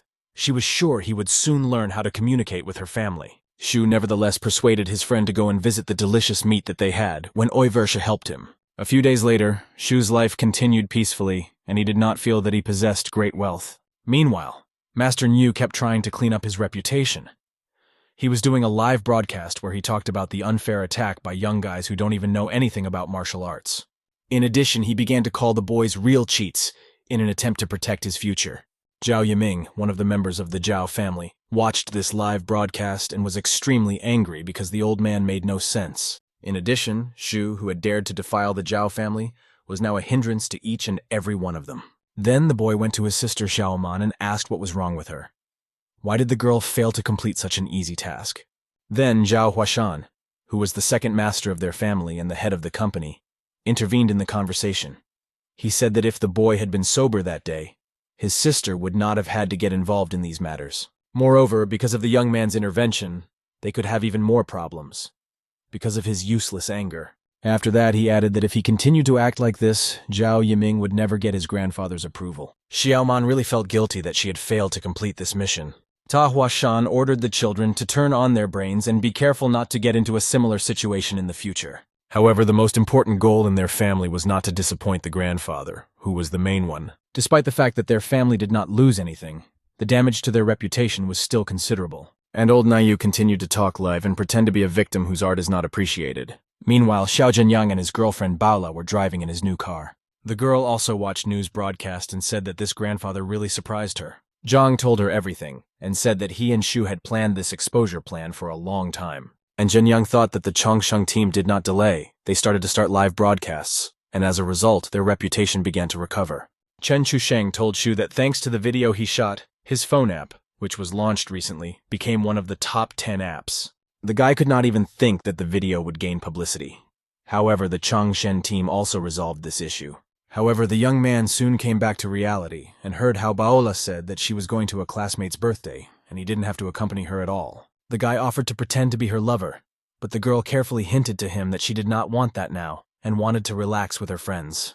Shu enjoyed taking care of her, because if he didn't care about the girl, he wouldn't follow her everywhere. As soon as Baola left him, she was met by a birthday girl named Li Yizhu, who looked like a bride. Shu stood aside for a while and noticed that the relationship between the girls was not bad, so he was calm for his girlfriend, while everyone else present looked askance at Baola, not perceiving her as a person at all. Then one of the girls saw her and immediately rushed to ask why she had come. The red-haired girl hated Baola and as an excuse said that she would spoil Iji's celebration. Chen could not stand such humiliation and told Sun to calm down. However, the latter mentioned the situation in the restaurant, saying that Baola herself was called to treat them, and then ran away. The girls around did not understand the meaning of the conflict, since although they did not communicate with Chen, not everyone hated her so much. Shu continued to watch her friend, and thought that she shouldn't have contacted Sun Li and the other teammates. Baola decided to develop that conversation about the restaurant, and reminded her that Sun herself had invited her in the first place. At first, the girls ordered meals only for themselves, and then they called her and lured her to the restaurant, not wanting to pay on their own. And after Li saw that Chen's boyfriend had money, she invited a bunch of other friends. The girl did not want to let herself be insulted anymore and was ready to stand to the last, so as not to fall for another deception. Shu was happy for her friend, as she was able to stand up for herself for the first time. Then the girl herself felt much better. Li Yizhu decided to appease the guests and first asked Baola to calm down. Then she ordered her to change her tone, because she was invited to the birthday party. Yizhou hoped that Chen would be able to establish a relationship with those present. The birthday girl then revealed a secret about Zhou Man. Her husband is a very important person in the city, and their wealth exceeded hundreds of yuan. So the woman asked to convey that if you bow before her, there will be no more problems with work. This information angered Baola. She got the impression that she was invited to the holiday only so that she could bow to someone. The girl had already had a very hard time in recent years, so the mention of Zhou Man was unpleasant for her. But Li Yizhu emphasized that people need to soberly assess their financial situation and not jump above their own heads. Zhou Man's husband had previously helped the Yizhou family with the textile factory, so Chen's gesture of humiliation could affect Li's fate as well. Soon, the arrival of the venerable Zhou Man was announced to the entire hall. The woman was also Baola's teammate, and her husband, Sun Feng, was influential in the city of Santai. All the guests rushed to Xiaoman and Mr. Feng as if they were waiting for them more than the birthday girl herself. Shu stood next to Baola and asked why they had an enmity. The girl explained that Zhou is her competitor, who has risen very well in recent years. Soon the guest's face stood out from the crowd, and the girl turned her attention to Chen. She took her lover, and together with him decided to approach Baola to say hello. And first, she decided to brag about her lover, saying that he is the owner of the main garment factory in Santai. The whole crowd called them a wonderful couple that they couldn't get enough of. But Shu always went against the system, and in response to such a greeting, he simply laughed. One of the girls present praised Mr. Feng and said that it was as if she had already seen the man in a past life. It was this that amused Shu, because he had never heard such nonsense before, and it had become too much. And then Zhenyang decided to clarify something, so he first asked if all the guests had come to celebrate Yizhou's birthday. because he had the impression that all the guests wanted to touch his girlfriend Viola, and he did not want to tolerate it. However, everyone started laughing at the boy's words as they did not take him seriously. Jo-man then asked Viola what was wrong with her boyfriend because he did not respect the Sun family. She considered her husband higher in status. After that, the girl called Shu a fool, with whom Chen would definitely not be happy. Viola couldn't stand being mocked, but mocking Zhenyang was too much, so she immediately shut up her teammate. But Jo didn't think so and said that her boyfriend was a laughingstock who couldn't help his girlfriend with her work. Then she switched to her lover again and said that he would never have allowed such a situation. Then Mr. Feng intervened, saying that his sales department lacked a manager. Manman tried to impress Viola all her life, so the girl decided that when she got a job, it would pass. Mr. Sun could offer 5 li as payment, which was a decent salary. The girls around were shocked by his generosity, and even began to envy Viola. This money would be enough to provide not only for myself, but also for my family. 5 li is enough for food and lodging, and bonuses were also possible. However, if the girl wanted more, then Sun decided to test her abilities and let go of her hands. Then Shu intervened, who with one movement took the girl to himself and did not let her become a victim. Zhenyang read the man and said that he himself earns hundreds of yuan a month, so his help is unnecessary. But Jo did not let them go so easily. She called Shu a liar and asked where he could get such funds. Man ordered Baoli to kneel before her and humble herself, because otherwise she would never be able to get a job again. Then Shu turned around and told the girl to finally stop talking nonsense. But Mr. Sun intervened and said that his girlfriend had the right to say whatever she wanted. So while the woman listened to all his orders at home, he was ready to fulfill any of her wishes. After that, Shu said that he didn't like stupid people like those present, so he decided to teach them. Then he took out his phone and said that his girlfriend can't be hurt, so he's going to prove it. Shu called Chen Haohai and asked the man to check on a girl named Jo-man. He gave the order to his team and removed only 5 minutes. For Haohai, it was still unknown who she was and how she had harmed their heads. But the girl had clearly taken a wrong turn when she decided to go against the master. Meanwhile, the public in the restaurant was shocked, as a big scandal was brewing. Jo did not see Shu as a real competitor and thought that he was just playing with her. However, soon the boy received a message. He just smiled and said that from now on the game begins. The message he received contained the following information: name, age, passport number, and even the room number where Man lived in the 2nd year of the university. Also, she slept with more than 5 dozen men, whose age range started from 28. There were even 34 cases when 2 men stayed in her room at once. Shu only smiled because he was able to show the true side of the life of a woman who said she was successful on her own. The girl started talking about the lawyer and how she would convict Shu, but he didn't finish yet. Last year in March, the girl contracted a disease that was transmitted exclusively sexually, but she was cured in May. Not long after being healthy. After 3 months, she got sick again. Also, the girl rented about 80 hotel rooms last year, and the last one was rented yesterday. In the evening, many men were there. In addition, one of the visitors was called Sun Jiang. After that, Shu asked Mr. Sun if they knew each other. However, the man could not say a word, since it was about his own father. Jo-man rushed at Zhenyang to take the phone from him and end it all. But the villain was smarter than her and did not want to end the show so quickly. The girl was lying at the feet of her beloved and immediately began to beg him for forgiveness. Then she decided to say that it was all untrue, and that he was being deliberately deceived in order to break up their marriage. But the man did not want to hear or see her anymore. He had already heard enough about how his wife spent time with a lot of elusive men while married to him. The other day, Jo said she went to a beauty salon, although she was at the Haicheng Hotel with her husband at the time.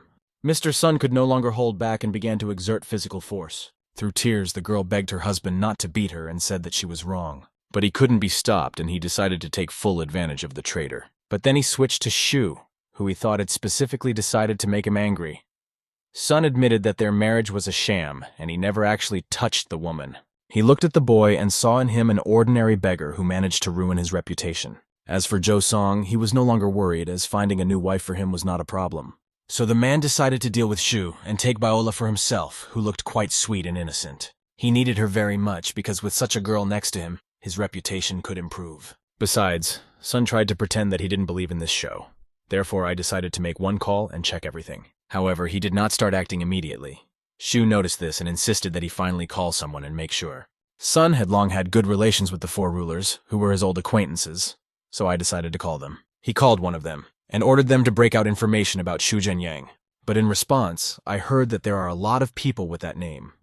Sun ordered to look at everyone and not return without an answer. But then the man thought that if he did not manage to find out anything about the boy, it would turn out that the young man was better than him.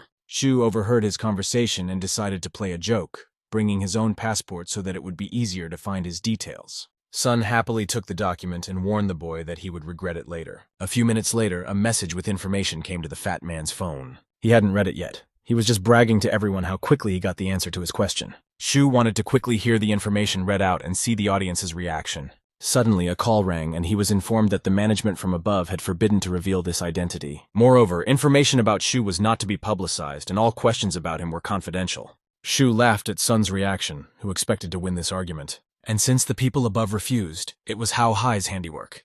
Then the young man was surprised that no one would be able to find out information about him.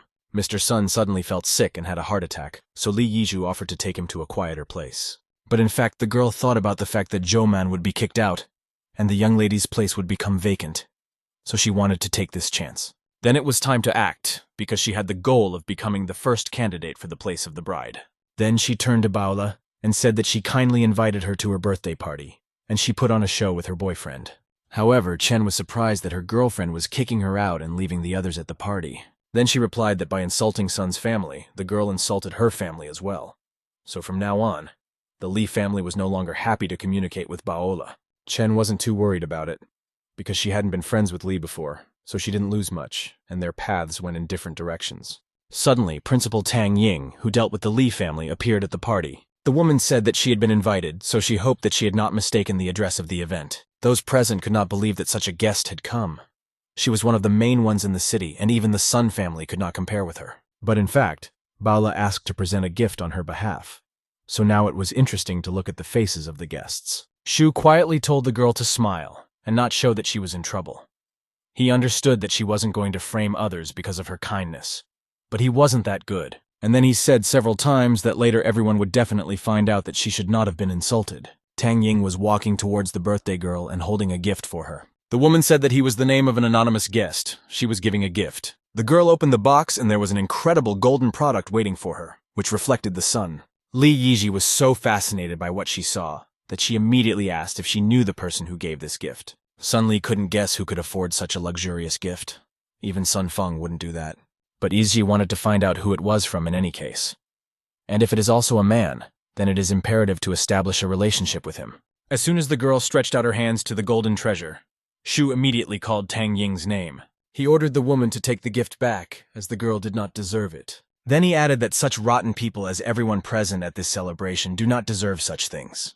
Li Yiji then called Shu a beggar and said that he had no right to address Miss Tang so arrogantly. She then ordered Baoli to leave her party, as the girl was only spoiling everything. It was important for her to maintain her own status, and especially that Tang Ying came to her party. And the girl herself thought that in the case when such a guest came to her, it could indicate incredible success in the fashion industry. The girl especially wanted even Sun Feng to bow down to her and call her to become his bride. The whole crowd started calling Baola and Shu trash in an attempt to get them out sooner. Tak Ying then asked Mr. Zhenyang what was going on and why they were being treated like this. The woman took the blame on herself, as she did not know the real reason for the quarrel. Suddenly, Yiji ran up to Miss Tan and asked why she humiliated herself so much in front of some scum. No one knew that one of their town's leaders was actually Mr. Shu's subordinate. Tan couldn't stand it and said that it was Baola who asked to give a gift in the form of a phoenix. So it's clear that they know each other. Li Yiju laughed because she couldn't take it as the truth, and asked again if the lady was wrong.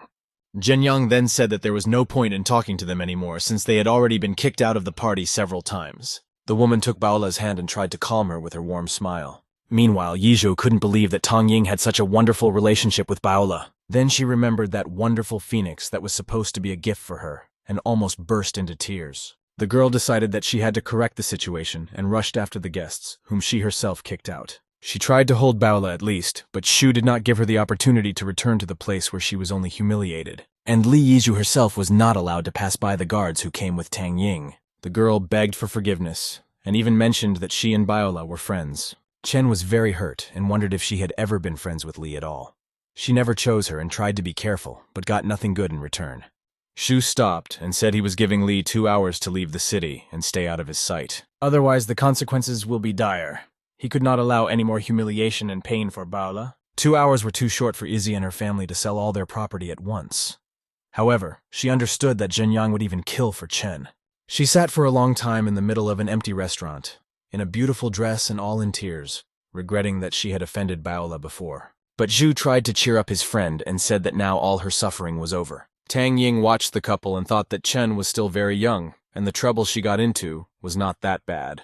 However, in her opinion, Mr. Shu still bravely helped the girl, so now her life was peaceful. By way of farewell, Zhenyang told Tang that he had figured out the feng shui, and they arranged to meet Mr. Chen later. He needed to come up with something for Baola regarding the balance of his cards. So the boy agreed with Tang in advance and said that he would pretend to be a feng shui master. The woman remembered this arrangement and jokingly said that she would send the fee later. Then came the moment when she could help Mr. Shu. And Baola decided to take a walk with Zhenyan and thank him for how he helped her. The guy pretended that he didn't hear well and asked again. But the girl suspected at that moment that Tang Ying was talking to him quite politely. But Shu decided to avoid this conversation and immediately reminded the girl that she had previously wanted to open a health food restaurant. He said now he has money saved that he could invest in helping her. The girl replied that this money was obtained by deception, so she would not use such money so as not to feel guilty later. And Shu jokingly said that you shouldn't refuse the richest man in the world. But over dinner, the young man still persuaded her, and the next morning they went together to the real estate agency. The girl decided that the first step to opening her own business would be to find a suitable premises. She transferred this matter to Shu and said that if he is such a large investor, then let him buy whatever he wants. The guy went to the office where the real estate manager was waiting for him. Shu said he wanted to rent a place, so they immediately started looking for a good consultant for him. The manager approached Xiao Ya, but the girl replied that she only serves VIP customers. The guy was shocked because here too, nothing could be done without money. Indeed, there were rumors around Xiao Ya that she only accepted girls, and high-class ones at that. Shu didn't understand the meaning of this gossip, and asked the girl what difference it made to her if she could do her job with anyone in peace. But the consultant suspected that the young man was the same as other men who wanted to get her attention. She had already seen many people who tried to attract attention to themselves, but it was all in vain. Soon, Baola approached Shu and bought 2 cold drinks and offered one of them to Zhenyan. Everyone present began to giggle because they couldn't even think that Shu had a girlfriend, who also had a good figure and looked better than Xiao Ya. The director of the real estate firm decided not to waste time and offered another girl named Kaylei a job. But she graciously agreed and immediately started doing the work. According to Baola's request, we will find a territory with an area of more than 500 square meters. The premises had 2 floors, so it is better not to invent a place for catering. It was fashionable to immediately negotiate a lease or purchase, but the price was too high for Baola. But for Shu, money was not a problem. Suddenly, an unknown man entered the hall looking quite tired. It was the owner of that room named Zhao. Initially, he planned to use the premises for his own purposes, but then the plans changed. KD explained to her clients that Mr. Zhao's 2 children were sick and he was spending money on their treatment. One drug cost almost 10 yuan and he needed 4 of them. In addition, there were hospital expenses, so it was difficult for the husband. Shu was absorbed by this story and his expression changed greatly. The guy was already ready to buy the premises, but suddenly, someone else visited them. It was Xiao Ya with her client named Peter. He just returned from Great Britain and wanted to rent a large room. The consultant asked Mr. Zhao to look at a potential buyer. However, the man replied that he needed to finish with the first customers first. Xiao Ya began to forgive her husband so that he would listen to her, but Peter decided to solve the matter himself. He approached Baola and, shaking her hand, offered to get to know her a little better. Then he began to shower the girl with compliments about her appearance. He said that her figure and face were incredible and he had never met a girl. Then he decided to extend his hand to her a second time in an attempt to kiss her fragile hand. But the girl was against it, so in order not to create an awkward situation, she decided to just smile. Baola did not understand why, when she smiled at him, he was not happy with such an answer. Then Xiao Ya said bluntly that Mr. Peter wanted to give the girl his kiss, but she was ill-mannered and did not understand it. Then Shu intervened in the conversation and said that according to ethics, it is forbidden for busy girls to kiss other men's hands, because this is what shows them as rude and ignorant. But Mr. Peter didn't care about this remark, and his main goal was the room. So he asked Baola if she wanted to buy it, because he also liked it, and he did not have time or desire to look at other places. Baola tried to gently hint that they had already chosen the place and had to negotiate the rent. But in this case, the man was ready to take that place, as he did not want to compete with a wonderful girl. This sounded strange to Shu, because he got the impression that Peter had not heard about the queue. It was as if the foreigner had written his name on the house, and considered his concession something special. Then the man clarified about the rent and asked if it was too high for a young couple, because he would be ready to give more money to the owner if he chose him. And after that, he proposed the idea of buying the premises and renting it out, if the price suited Baoli. Mr. Zhao was an honest man and did not like such tricks, so he questioned whether the man really wanted to do this. Xiaoya explained that Mr. Peter's father owned several design companies in the UK and China, so his income exceeded hundreds. But then the foreigner offered quite a lot of money as payment for the purchase, so it tempted Zhao because his situation was difficult, and he had no choice. Then Shu smiled at him and said that he did not remember the words about the lease. After that, the owner was surprised and asked if the young man also planned to buy the premises. Shu said he had planned to buy the premises from the beginning to avoid the hassle of rent. Zhao said that in that case, he would prefer the young couple.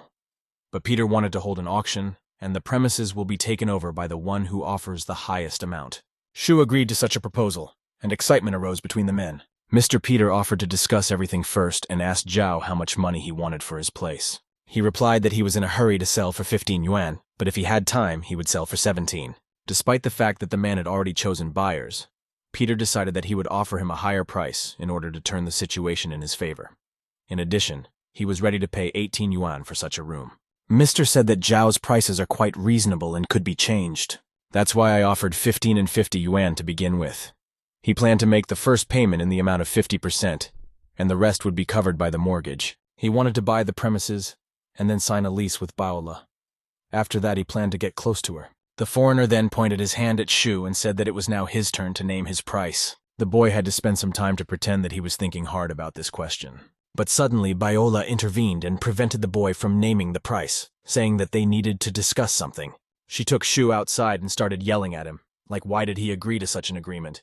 And he answered that it was for the sake of opening a restaurant. However, the girl forbade him to spend everything and buy out the entire premises. But the young man laughed at the girl and said that in this case she can rent a room from him.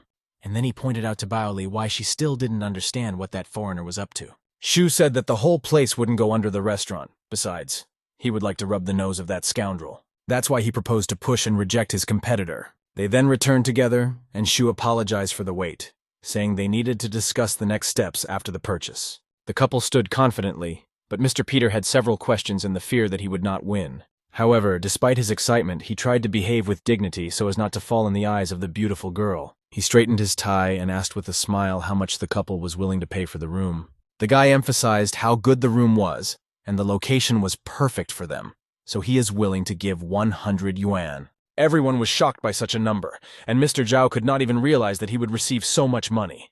Mr. Peter laughed at these words and immediately did not believe them, so he emphasized. He asked the boy not to make empty jokes, saying that it is not necessary to present himself as a hero, who as a result will not be able to answer for his words. Then the man decided to joke and remember some folk wisdom. But everything was difficult for him with this case, so he said not to let dust get in his eyes and not to waste time. Xiaoya asked the boy not to disgrace their country, as the amount sounded quite absurd. But the guy reached for his wallet and said that he never lies. Besides, in business matters. After that, he took out a 100 yuan bill and asked who exactly is creating the face of their country. Here he remembered that when I was cleaning at home, 300 yuan fell out of the same boxes, and they were needed here to put the foreigner in his place. He handed the bill to Zhao and asked if it would be enough to start the paperwork. Two consultants and the owner of the premises were surprised, as it was rare to see such a large amount of money. Although Xiaoya had seen them before, she thought about checking the authenticity of these. Zhao thought that apparently the boy had more than one such bill, so the question arose as to how rich he was. Everyone was silent for some reason, and Baola could not calm down because of such a large expense. Shu then turned to Mr. Peter and asked if he was so rich. Why didn't they continue to trade? Now it was the foreigner's turn to name the amount, but he didn't have that much money, so he didn't know how to play further. The man was sweating from nerves because he understood that he would lead himself to the grave with these bargains. Peter's eyes began to pity him, and he could hardly say that the young gentleman was not one of the poor people either. However, if you continue to spend like this thoughtlessly, you can spend your money, then all the savings of your parents. He didn't care to continue and decided to ask the landlord what he thought about it. Shu actually felt sad because he didn't expect the bidding to end so quickly. Then he replied instead of Mr. Zhao that 100 yuan was not such a big amount, so there was no need to say anything. And then turned to Mr. Peter and said that it is not for him to talk about his family budget. Then he took out his wallet again, which still had 100 yuan left, and he decided to give them to Zhao not to buy a place, but rather to cure his sick children. The man held such a large sum in his hands for the first time, and did not know what to answer to the young benefactor. But the young man himself said that the manager told about his sick children who urgently needed medicine. In addition, drugs cost a lot, so this amount should be enough. It was only a small part that the boy could help with, so he asked to accept the money. Mr. Zhao was so moved by the young man's kindness that he fell to his knees before him. Shu didn't want him to stand in front of him so humiliatingly, so he helped him up. At that moment, Zhenyan received a warning in the banking system that he was deliberately trying to spend money, so he was credited with only 100 points. However, he did not understand why if he had done a good deed. In addition, he was already receiving interest on his deposits, so those points did not matter to him. Meanwhile, Mr. Peter laughed quietly and said that he hoped for thanks from the landlord and from his side. He couldn't let Shu get all the summons, so he decided that he should also do something. After that, he said that if it weren't for him, the young man would not have raised the price by 100 yuan, and felt that he deserved it. Chen Yang looked at him with a sad look. He didn't expect a foreigner to stoop so low for money, and immediately asked how Peter was connected with his expenses. The guy said that there is no need to present himself as a hero, because in reality, a man would not have done a similar act on his own. Then Peter thought that even his family could not afford to spend 100 yuan just like that.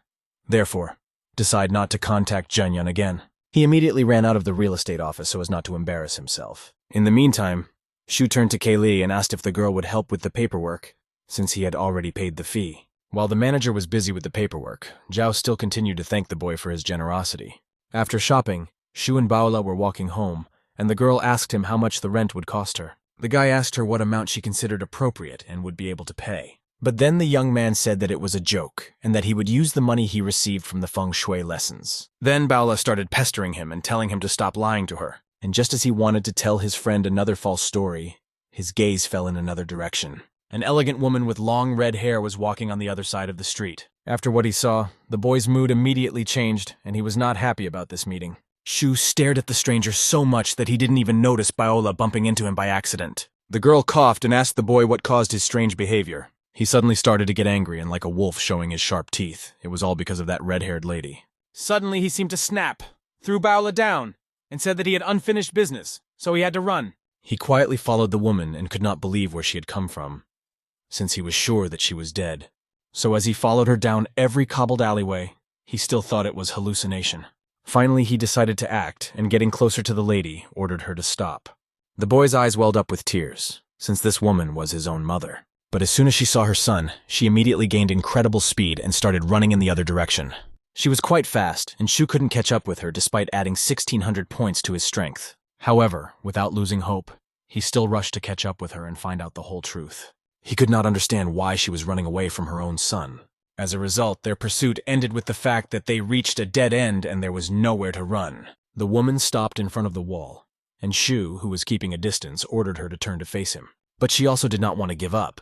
So in a matter of seconds, she managed to leave this place by jumping from one wall to another. Zhenyang didn't expect that his mother's body was capable of such tricks that he himself couldn't do. He had no choice, so the boy stood in despair and looked up at the sky. Shu saw a CCTV camera on one of the houses and decided to take a chance. He came to the guards, and after receiving a considerable sum of money, said that he needed the records. The security guard, seeing the good payment without further ado, began to make a copy of the records. After the boy got the thing he needed, the man wished him good luck and saw him off. However, the guard himself had to go against the law, and few could resist the money. As soon as Shu left his room, he reached for the phone. He called someone and said that Zhenyang was coming, about whom the order had come to pay attention to the boy. He immediately sent a copy of the material that Shu requested. These pictures were viewed on the TV of the Zhao family, which still longed for revenge on the young man. Then Salman said that the boy had recently been seen near their hotel. Her subordinates contacted her and said that Shu had taken the surveillance footage. The head of the family, Zhao Huashan, asked the girl if she knew the lady in the video. As it turned out, recently the young lady was interested in a secret organization and had some information about that person. Xiaoman suspected that this woman was one of the clever defenders. Then the girl handed the folder with documents to her father. Defenders is an ancient organization that acted as private security guards. However, the identity of that particular woman has not yet been established. Besides, there wasn't much information about Xiao Zhenyang either. Xiaoman then said that he might be under someone's protection, in which case it would be difficult to kill him. Zhao Yiming saw nothing complicated and immediately offered to connect their family ties. However, even in such a case, they had to act carefully so as not to cause trouble. So they decided to summon someone against Shu so that someone else would deal with him. Then the father ordered that their family feuds should not go public, which could damage their reputation. In addition, then the same defenders, whom even the police could not catch, could turn against them. And if Shu Zhenyang was one of them, it would be very valuable information for other corporations. Then the price for his head would increase. Meanwhile, Shu himself came home, and told Baoli that he needed to return to his hometown temporarily. The girl was worried about whether the guy was really serious about doing business together. However, he said that if something happened, he could be replaced by Hao Hai. Shu understood that his girlfriend was out of control right now, so it was better not to embarrass her, and he still had time to do his own business. Driving his car this time was Mei, Hao Hai's concubine. However, the woman did not know where they were going. At the last moment, he showed her the way and informed her that they were going to his native house, where he had not been for a long time. This place was ideal for tourists, and the settlement there had a good development. But in any case, the young man came there for his mother's sake, so he did not plan to stay long. Suddenly, a barrier appeared at the entrance to the small town, which had not been there before. An old lady was standing next to him who said that now the fare is paid and costs 5 li. Shu paid the money without question, and realized how easy it was to breed tourists in order to make money from them. But in the future, Zhen Yang wanted to put the locals in their place, and Mei herself said that this action is not entirely legal. Shu asked her not to pay attention, as they were mistaken for tourists, so they decided to extort money. He had to deal with his own affairs first, and then with others. Suddenly their car was stopped and a woman was standing opposite, behind whom were armed men. Mei didn't know what to do, and Shu laughed, saying that the locals thought he had a big wallet. Then he ordered the girl to turn off the engine and went out himself to deal with the local mafia. The young man got out of the car and was immediately approached by a woman who asked if he wanted to drive further. She emphasized that the road now cost money, namely 8 li. Then the boy asked if he had said somewhere that he was going to travel. Meanwhile, Mei began to worry a lot. That woman started shouting and demanding money, saying that she would not let anyone through without payment. Soon she called one of her colleagues and the guy confidently said that he would pass without their help if he wanted to. Then the woman pointed to a bloody trail in the middle of the road and said that one young man had also refused to cooperate. There were several people at their barrier, but she was ready to call at least half the village to get the unfortunate 8 li. One of the thugs took out his iron club and swung at Shu, saying that the trespassers must be ordered. And since Zhen Yang did not see his fault, he reached out his hand to the giant to stop him. However, he decided to attack back and gave the man a good slap in the face, saying that the money had completely confused them. He managed to continuously hold the fat man under the current of pain from one of his palms. So, with the words that he would not submit to the Bagdits, he decided to test his strength and proceeded to heavy blows. With just one kick, he broke the thick bone and he immediately began to raise violence. Then 2 more men came up with iron hammers in their hands. They ordered the boy not to move or he would die, but Shu easily pushed them away and cleared the way. The men immediately fell behind him with numerous bruises and scratches. But quite soon, another half of the village of different men with different tools in their hands came running. One of the leaders of the crowd ordered the boys to take the car and money from the young man and to lock him up somewhere. Then Shu turned around and asked if it was humane. But in a matter of minutes, Zhen Yan managed to deal with everyone who even looked at him with bad intent. Meanwhile, in the car, Mei began to worry and decided that the best solution would be to call Mr. Chen. However, Shu himself soon returned to the car safe and sound and told to drive on. He reassured the girl by saying that he had only broken a few bones, so all the injured would soon recover. Meanwhile, that woman could not calm down and said that she would only let her pass through her corpse. But Mr. Shu ordered the girl to drive on and not pay attention to the mad woman. Since she was standing right in front of the car, Mei had to run over a person to pass. Suddenly, a car wheel ran over the woman's leg and she felt terrible pain. She started screaming in pain and worried that now she could really be crushed. But this did not stop Shu. He understood that he had done too many bad things in one day, but he had no choice how to go quickly. However, they did not manage to go for long, as another crowd of men was waiting a few meters away. Their leader ordered the men to surround the car and get the boy out of there to prevent him from escaping. And when Shu asked what they wanted from him, he heard that it was necessary to pay for beautiful landscapes and not to object to local residents. Then they began to demand from Zhen Yang the unfortunate one, Mao, who could block this case. Otherwise, the police would be called. But the young man did not want to give up so easily and said that these people would not receive a penny from him. So he promised that he would first cripple everyone and then sue him for illegal extortion. Shu was indeed ready for another fight, so he told them to take the first step in his direction. It was the first time the men had seen such a stubborn young man, so they stopped chatting and started fighting. One of them decided to use a wooden stick, which he himself received on the head. However, the battle did not last long, as soon an influential man appeared with his company of fighters. He turned to the natives and asked what right they had to command without him. Then one man from the crowd ran to Brother Lee to explain the situation and present himself as a victim. However, that respectable gentleman did not allow them to talk, for which the bald man was beheaded. After that, the gray-haired man approached Shu and conveyed his apologies on behalf of the entire Qi company that had come to his aid. Then Zhen Yang looked at Mei and realized that she was the one who called Qi Yunfei for help. It is clear why Hao Hai sent her on the trip with him. Shu ordered the man to check the local tolls and then collect all the stolen money. He said enough of the residents bickering, let them get down to business. As soon as Zhen Yang drove on, he could only hear the local men begging for forgiveness. Meanwhile, in the car, Mei said with relief that the rescue team had arrived just in time. Shu then complimented the girl on her appearance and said that this could be the reason why they were stopped. The woman asked him to stop joking, and he said he was just trying to change the atmosphere. Soon they approached the gray house, which stood alone and away from everyone. Suddenly Shu's expression changed, as if he remembered one problem. It was about a man who was in the yard of the house. Even Zhenyan felt creepy about him. The man sitting in the courtyard was Shu's brother.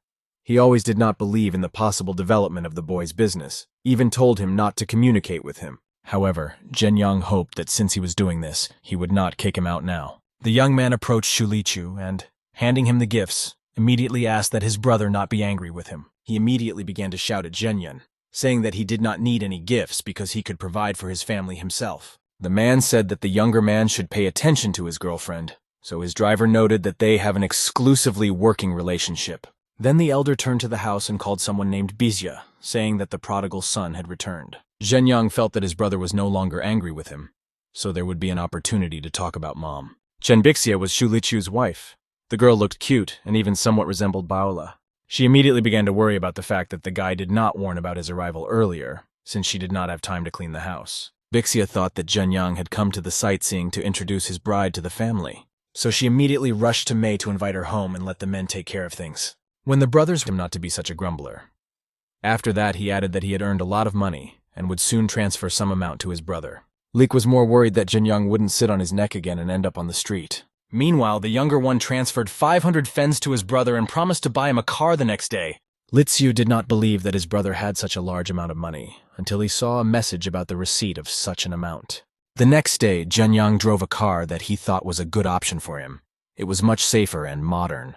The elder brother returned to his wife with large packages of food and gifts. Bixia said that Zhen Yang did a good job, so he could always rely on them in case of anything. In the meantime, she offered to stay with him for a few days. It's just that soon she and her husband returned home and Zhen Yang sensed her bad mood. Mei immediately explained to him that the girl's relatives had called and said that Matsubzimi would directly depend on her. They stood for some time discussing the possible options for this event when suddenly someone called Bizya. Brother Bisi's wife came with her son and immediately saw Zhenyan. The guy was clearly not happy to see them. The woman's son looked terribly impudent. However, his mother decided to leave to say hello to Bisea and left the little one for a couple. While there was still time, Zhen Yang explained to Mei who these relatives were and warned that they were very intrusive. The daughter-in-law's father died quite early, and the brother not only stopped helping, but also sold their property.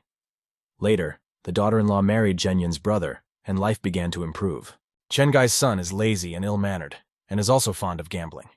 So in any case, these people did not just come. The impudent woman immediately began the story with the fact that they have problems in the family, so she began to ask for help.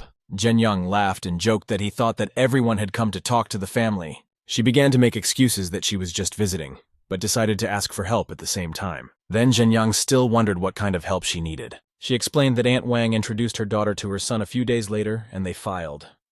However, they have no property, so the future was out of the question. Zhen Yang laughed and agreed that it was indeed an unpleasant situation. So she tapped her foot and said that the Ayu family could do them a favor. Like, they live well and Zhen Yang has his own company, so they should have money. Then she immediately said that she did not need much and that only 2 mao would be enough. Baila got angry when she heard her relatives' request for money, and not a small one. Their family did not return the money they borrowed earlier. Moreover, their power was still addicted to gambling. Even if Zhen Yang was making good money now, Bixia wasn't sure that she could lend them that amount. However, the woman began to press for pity and talk about the one and only family, which should be in the first place. Zhen Yang said that aunt is right, so you can give 2 mao for the wedding. However, at least 1 more for the feast. And there will also be expenses that will cost 2 mao. Then the boy calculated and said that he would give almost 5 mao without interest, but the debt must be repaid within 5 years. The son and his mother were immediately overjoyed and did not even believe in such generosity. After that, the aunt said that apparently after opening his own business, the younger brother started making a lot of money. So she asked why he counted everything down to the penny and wouldn't give them exactly 5 mao. Relatives were jealous that it was easy for the boy to talk about money, because even the chickens did not peck at him. He indicated that all his deposits could not be counted, but other people should not worry about it. Zhen Yang understood that they wanted to shake as much money out of him as possible, so he was happy to start this game. Then the aunt asked, if the young man has so much money, then why should he return it later? Then she offered her family as cooperation. For example, her son can be hired as a financial director, because you can rely on close relatives, but not on these. Zhenyang turned to Chen Gai and laughed at him, saying that he couldn't even count to 100. He immediately said that he would learn. In fact, the boy thought that his brother was so rich that he would not notice the disappearance of a couple of yuan if he started working for him. Then he began to pretend that he was very interested in the work and asked Mei to help him in mathematics. The young man understood that if the secretary girl fell into his trap, he would be able to earn a lot of money. He began to brazenly reach out his hands to Mei, but Zhenyang stopped him in time. And the boy immediately said that his surname is Shu and that little boy's surname is Chen, so they are not related in any way. His company's turnover was tens of thousands of yuan a month, and Guy had never even heard of such figures. So such an ignoramus could not take the place of financial director. Then his mother rushed to the child and with tears in her eyes asked how bad her son really was. But then she started to get angry with Zhenyan and said, if he has so much money, why shouldn't he forgive their debt? The boy thought and said with a smile that now he will not give this money, as that family does not deserve it.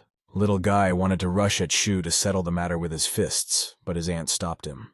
Zhenyang told the family to leave this house as soon as possible, and if they made such a request again, he would personally break all their bones. The impudent aunt looked at him with an angry look and said that the young man had made his choice. She quickly left the house and said that she would see how the boy sang next time.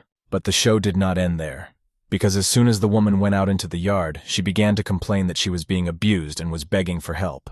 For example, a bad relative does not lend money to his family and threatens death. An old man passing by had completely forgotten who was raising Zhenyan, and the boy himself ordered that the aunt finish this performance.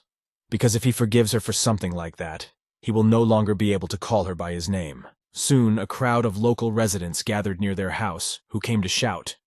People quickly realized that it was all because of Wu Li, who once again came to ask for money.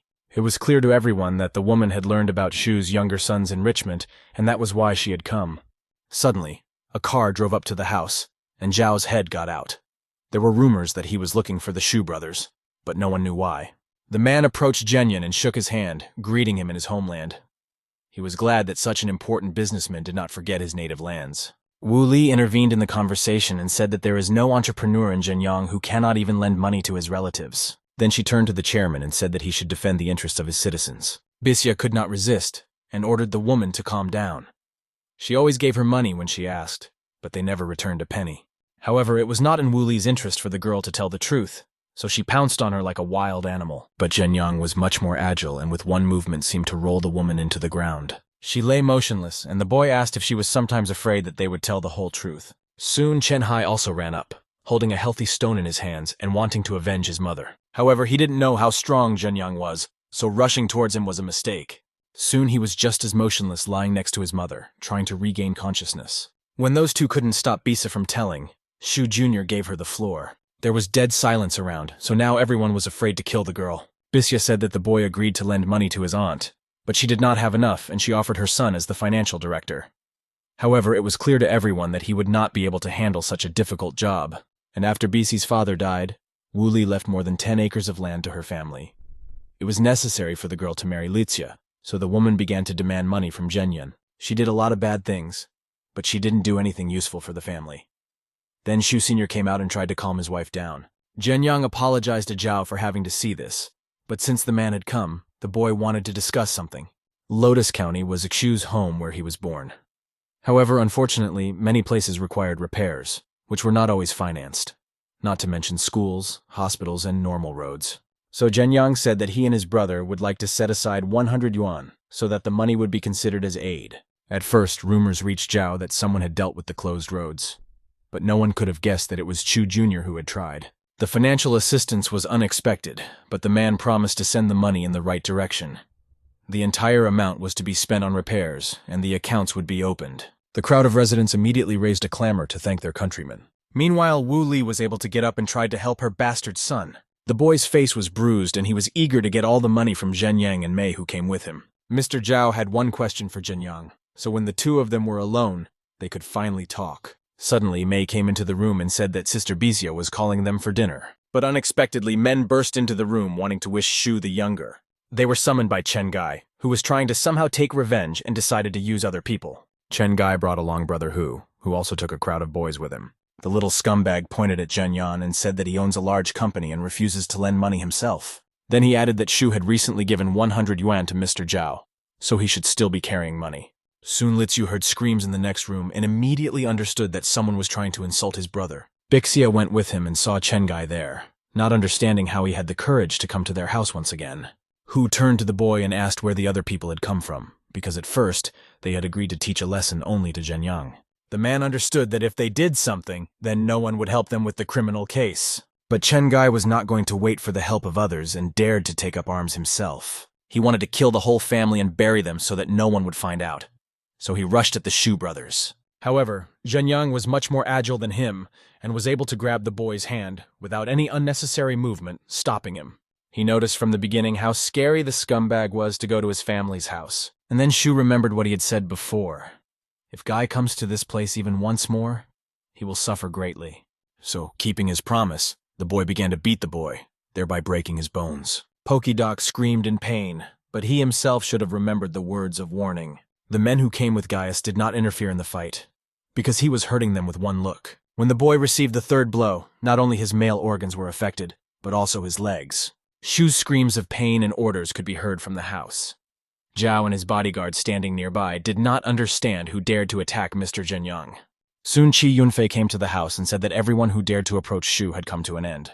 The man asked Zhenyan which one of those present was causing trouble for the boy, but he replied that everyone tried their best. Then the man offered to send them to another world or make it so that they will recover for several years. But Zhenyang replied that this should not be done, since they are all miserable. In addition, Chengai's relative's sister-in-law, despite his behavior, would not see such a fate for her nephew. All the gangsters fell on their knees and began to beg to leave peacefully. Zhenyang said that Guy has quite a strong physique, but his laziness hinders him, so it would be good to get the guy a job. Shu Jr. ordered that he be looked after, and the payment can be withdrawn from his account. Since the Lotus District was soon to begin reconstruction, there would be an opportunity to hire a small construction worker to do the dirtiest work. And next to him, he ordered to place 2 people who would beat him for every manifestation of laziness. The mother would do the same if he smokes, gambles, or uses the phone. He was allowed to pick up the phone for no more than 30 minutes a day. And after the end of this construction, 10 years later, Zhenyang promised to employ him in a similar job. In any case, he had enough money to look after Guy and give him a hellish life. But Yunfei was worried about what he should do with the other bandits who came against him, and their boyfriend ordered to send them to re-education. But if nothing comes of it, then get rid of them. Men immediately began to promise that they would change completely in order to save their lives. Ti Zhenyang didn't want to listen to them anymore, and ordered everyone to leave while he said goodbye to his family. So finally everything was resolved, and the young couple Litsu and Bisa could live in peace and with money. The young man nevertheless decided to stay for a few days, and then on the way to the city, he thought about how well he had tried for this rest. But after returning, the boy wanted to ask Chen Haohai if he could hire a secretary for a permanent job. She was glad that she managed to win the boy's trust, and if it turns out to work even better in the future, then the girl would achieve great success. The road was clear and May had time to think, but unexpectedly a motorcycle appeared in front of her. The man in the transport could not control the speed and fell right in the middle of the road. Zhenya's car was able to stop in time to avoid running over the already injured man. Shu Jr. looked at him and realized that he was a legendary racer nicknamed the Wandering Fire. As soon as he lifted the man to his own car, the boy went to the hospital. A protocol was drawn up there to rule out that the incident happened because of other drivers. Zhenyang tried to calm the secretary down, because luckily the Wandering Fire broke his leg and will be able to recover soon. May then asked the policeman if she could meet with the victim. Then Zhenyang intervened and said that they were very worried about his condition. The girl was happy when she heard what Mr. Shu said about himself and her together. Soon the victim's parents appeared, to whom Shu offered moral compensation. However, the old men were sure that the young driver had hit her son and were ready to kill her. Then a policeman intervened and told them to end the quarrel, since no one offered them money. However, the boy's father pointed at May and said that she was the one who beat their son, so they will not only need money but also go to court. May was terribly frightened by the threats she heard, but Shu was nearby, so he could protect her. The boy said that he originally planned to pay all the medical expenses if the parents pleaded not guilty, but now he was not going to do that. The man exclaimed that his son had a broken leg and asked, "Why don't they pay the medical bill?" The woman lying on the floor said that the police now refused to help their citizens. The policeman asked about the money and said that it seemed to him that they should pay. Moreover, the responsibility lies with their son. He drove a vehicle without a license and did not follow traffic rules. Careless driving is already a crime. The father began to shout that he didn't care about it. He hit his son and must be held accountable for it. In any case, the culprit of the accident is the driver of the car. The boy could not understand what kind of arguments these were. The woman screamed that her son almost died, and here they were still arguing with them. And if the number of victims increases, there will still be nothing for these guys. The policeman did not let up and asked who else was injured. Their son ran out to the intersection on his own. What if he ruins other cars or they themselves will pay for it? Do they know how much because of people like this their son is now in the hospital or even died? Do they want compensation? If so, let the other victims be paid first. The policeman added that he was done with them and the guys could go. The boy thanked him and headed towards the exit with his girlfriend. The guy in uniform asked if they knew where their son was this morning and why then they looked after him so poorly. It is obvious that they did not want to bear responsibility themselves, so they put their son in the hospital in order to make him look like a victim. The girl stood with a very thoughtful look, lowering her head down and staring at one point. The boy approached her from behind and put his hand on her shoulder and said that everything had been resolved and she had nothing to worry about. But the girl explained that when you encounter something like this, your mood simply cannot help but deteriorate. The guy replied that they had a lot of time. He suggested that the girl eat and then stay at a hotel because she needed to rest. When they entered the hotel, the boy thought that he was just going to spend the night. They entered the room and he couldn't understand what else it was. It was just a gorgeous, very bright room.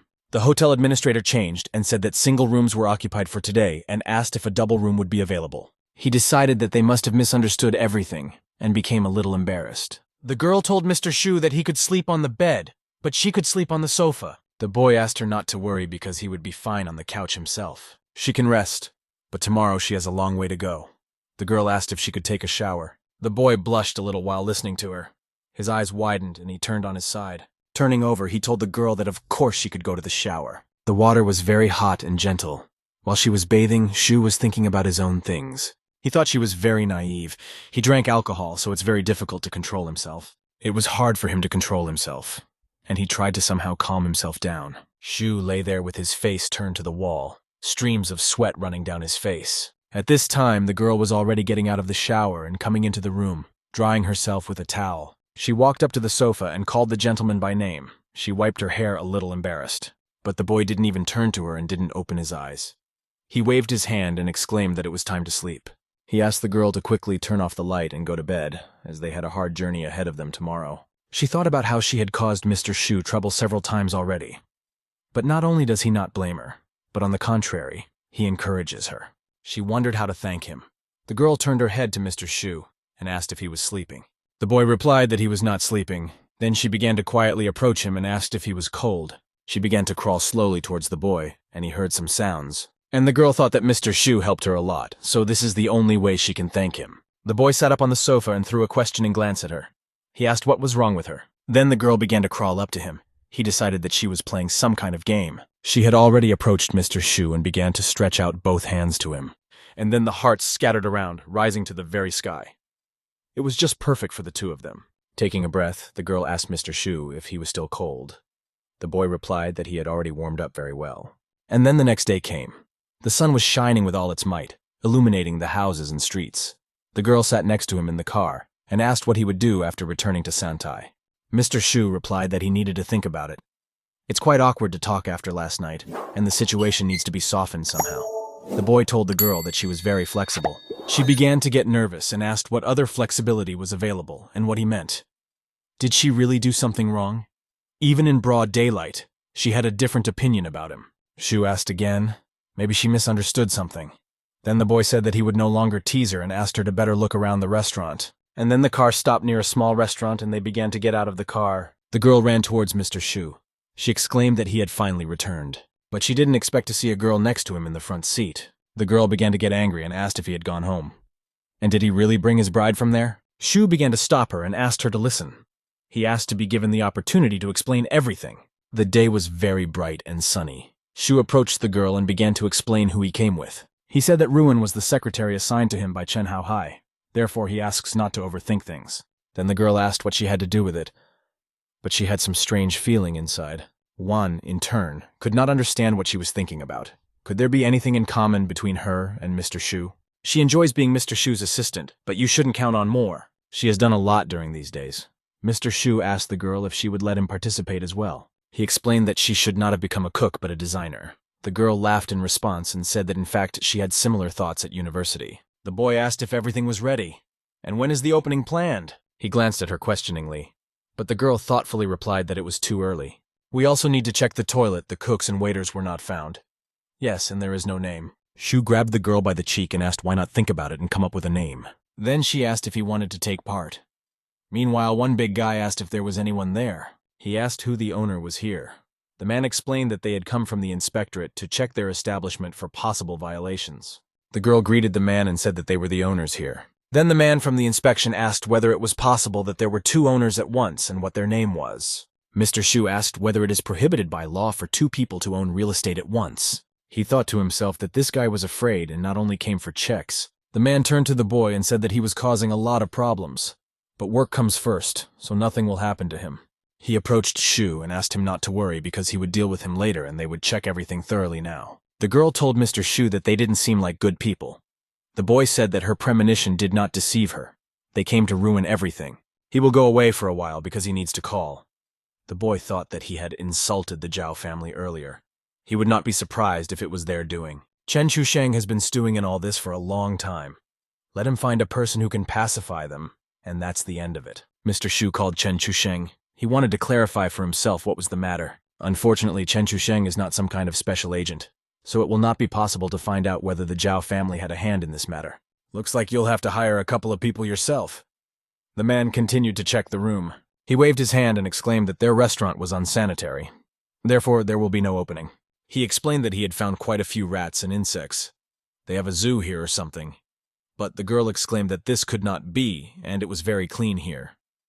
In addition, the kitchen is not completely ready yet, and where would rats and insects come from? The man replied with a malicious smile that in any case he saw them and asked if they understood him. If he says they exist, then they exist. But the guy asked how they could do this. Mr. Shu suddenly appeared at the door and asked them not to jump to conclusions. He confidently said that they would not be fooled so easily. He asked if everything was going smoothly with his family. Then the man asked if he was threatening him. Shu replied that he was simply reminding him that he would not be forgiven in the next world. Then the person from the inspection asked if he was talking about death, and called him very brave. He threatened to write his decision and asked what he would do then. The man wrote on the paper that the commission had not been passed. He is a senior auditor, so anyone will listen to his opinion. Do they really think that with all these points they will be allowed to open? He had already finished writing and asked of a man who asked why he should do something. The man began to approach Inspector Zhang. He said that he did not expect this from him. Zhang also did not think to see Mr. Li here and asked why he came.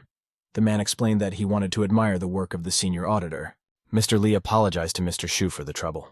The boy thanked him for coming. Then the man began to walk around the room and write something down in his journal. He told Inspector Zhang that he seemed to be good at putting a spoke in others' wheels. But where did he find the shortcomings in the restaurant? The man was confused and did not know what to answer. Mr. Li gave him the magazine and said that it turns out that he sees something that others do not see. The man told the guys that it was hard for them, but do they know that they don't really need such a senior auditor on their staff? The guy was left hanging on something. Out of chagrin, he sat down with his back against the wall and covered himself in sweat. Shu told Mr. Li that this guy needed to be punished. He's not that soft-hearted. The boy explained to Mr. Li that the inspector had threatened him and demanded a bribe. He said that the family behind him would kill him and he asked to investigate. Shu decided to take the opportunity to check the involvement of the Zhao family. Even if you can't deal with them right away, at least he will collect evidence. The inspector exclaimed that he had not said such a thing, and that it was a real lie. Mr. Li thanked the boy for his concern and said that they would conduct an inspection. The restaurant fully meets all the criteria, and if you need help in the future, please contact us. Mr. Shu shook Mr. Li's hand and thanked him. At this time, the boy was told that their people found out that Inspector Zhang visited the Zhao family, but he only met with Zhao Xiaoman's bodyguards. They decided to meet and discuss everything in detail. Ruin, getting out of the car, asked Mr. Shu what was the matter. The boy decided that the bodyguard's pose was rather strange. Usually it is staffed by professionals. He must have served in the army, but not in the regular troops. 3 guys approached him. An employee of the establishment told the gentleman that smoking was prohibited inside, but the arrogant man with a cigarette in his mouth approached him very confidently. He raised his hand above his head and asked how dare he tell him. The man hit the boy on the cheek with all his might. He said in response that if they came in, they would cause a lot of problems with their smell of tobacco. But the guy laughed and said that since these were the rules of the establishment, they would follow them. He began to put out his cigarette on the boy's forehead. The man smiled sarcastically and said that there was no ashtray here, so he asked permission to put out the cigarette on it. Mr. Shu appeared. The employee continued to ask the gentleman to follow the rules of the establishment. Shu grabbed that impudent man with a cigarette with his hand. He asked if the guy was born in the forest. Does he really not understand anything? He asked the guy where he came from and whether he really wasn't taught any manners at all. The guy responded by asking him to let him go quickly, otherwise he would kill him. His partner began to approach the boy and asked who he was. He asked him to take his hands off his brother. Shu replied to the scoundrel that they don't smoke in public places, so he asks him to stop doing it. The guy continued to scream and called him a scoundrel. He asked what he was doing and said that he would not leave it so easily and he would be thrown out of here. Before I could finish speaking, the boy came up and told the gentleman that he would deal with them and he could go. The man became indignant and asked who would let him go now. He exclaimed that he would not run away now. He threatened to break all the boy's bones and began to approach him to attack. Shu grabbed him by the throat with his hand and said that they live in a civilized society, and is it really that he never learned to speak normally? This man didn't do anything to him. How can he do this to him? The man screamed that he had made a mistake and promised not to do it again. But the boy said that he would definitely not let him go. The godfather has not arrived yet, so we need to hold out a little longer. The insolent man's partner exclaimed that he was coming and made it clear to the others that he was already here. Men got out of the car and it was Chen Chusheng and Chi Yunfei. Mr. Shu was surprised and thought about what exactly this scoundrel was calling them. One of the boys told his Uncle Qi that he had arrived just in time. The second said that the gentleman was being beaten and asked to help him.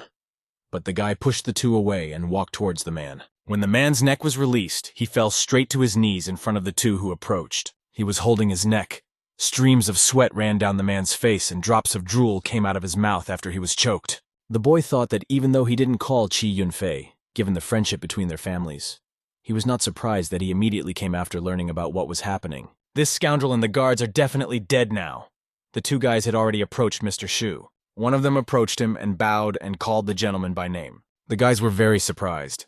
They couldn't understand how Chi Yunfei bowed to that boy. Shu said that Chen Chusheng would go with him, and Chi Yunfei would remain outside.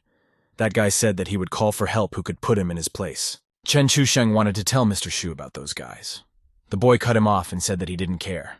They said they would break all his bones. Then Mr. Chen Chusheng got angry and turned to the guys and asked which of them dared to say something like that to Mr. Shu. The guy gave the order to Chi Yunfei to break these guys' arms and legs and cut off their tongues, and those they just called. At this time, a car stopped near them and the guys began to run out. One of them asked who dared to offend second Mr. Lin. He decided to see who was so brave here and started swinging his baton. But when the guy approached and the man turned to him, he got very scared and dropped the club. Chen Chusheng was very serious and looked at the guy with an angry look and said that this was a big coincidence. He explained to the man that he was just thinking about where they were and was waiting for their visit. The guys began to step aside and said that this was really a big coincidence. Shu noticed that they said second Mr. Lin. Chen Chusheng explained to the boy that this is the second heir to the Lin Pharmaceutical Company. His older brother also acted as their provocateur, although they have no evidence yet. But other evidence is enough to initiate a lawsuit. All employees of the Lin Pharmaceutical Company will immediately perish and as soon as the truth comes out. Mr. Shu asked the guys to continue collecting evidence and asked them not to rush yet. He approached an employee of the establishment and, putting his hand on his shoulder, praised the guy. The employee was pleased that the boy helped him, and both were satisfied. Meanwhile, the guys were dealing with these scoundrels. They asked Uncle Qi to let them go and promised not to do this again. Chen Chusheng sat at the table opposite Mr. Shu and asked him not to worry as they would deal with the Zhao family. As for those guys, Chi Yunfei taught them a lesson a long time ago. When the boy heard about those guys, he told Chen Chusheng that they did a good job. He hopes that they will be able to solve everything. He glanced at the guy and asked what it was, if there were any difficulties. Chen Chusheng raised his hand and told Mr. Shu that no, they would sort it out. The boy asked him to look into the information received by the security guard. Chen Chusheng again asked him not to worry and promised to contact the hotel manager and ask him to give him the information about the security guard. Shu began to remember how that scoundrel put out a cigarette on the forehead of an employee of the establishment. He realized that this guy was definitely not an ordinary person. He must have served in the army. He just wanted to assemble a team for himself. And he decided that this guy from the establishment was his first candidate. Under no circumstances should you miss this guy. It was already night outside and the moon was lighting the way. An employee of the establishment walked down the street with a sad look, thinking about something. Ruin told Shu that she had been following the security guard since he left the hotel. The girl asked the boy what he was up to. She thinks there is nothing special about him. This is an ordinary security guard who wants to earn extra money. But the boy asked if she really hadn't noticed. He bets that the guard has a rich background. Shu asked the girl to move on because she needed to continue surveillance. Huao told him to wait for her and not to go so fast. When they headed towards the boy, they noticed that there was no one in front of them. Shu told the girl that it was not they who missed him. It was he who noticed them and disappeared. He was right, and these are friends. Behind the guys, there were already 2 bodyguards. They asked the guys who they were and why they were pursuing Mu Shuman. 3 more men in black appeared and surrounded Shu and Ruan. Then Shu smiled and looked at the guys and asked if the boy's name was Mu Shuman. The guys in black suits continued to surround Shu and Ruan. Mu Shuman approached them. He approached the guys and asked why the 2 of them were chasing him. Mr. Shu spread his hands to the side and asked who knew that they would soon be surrounded.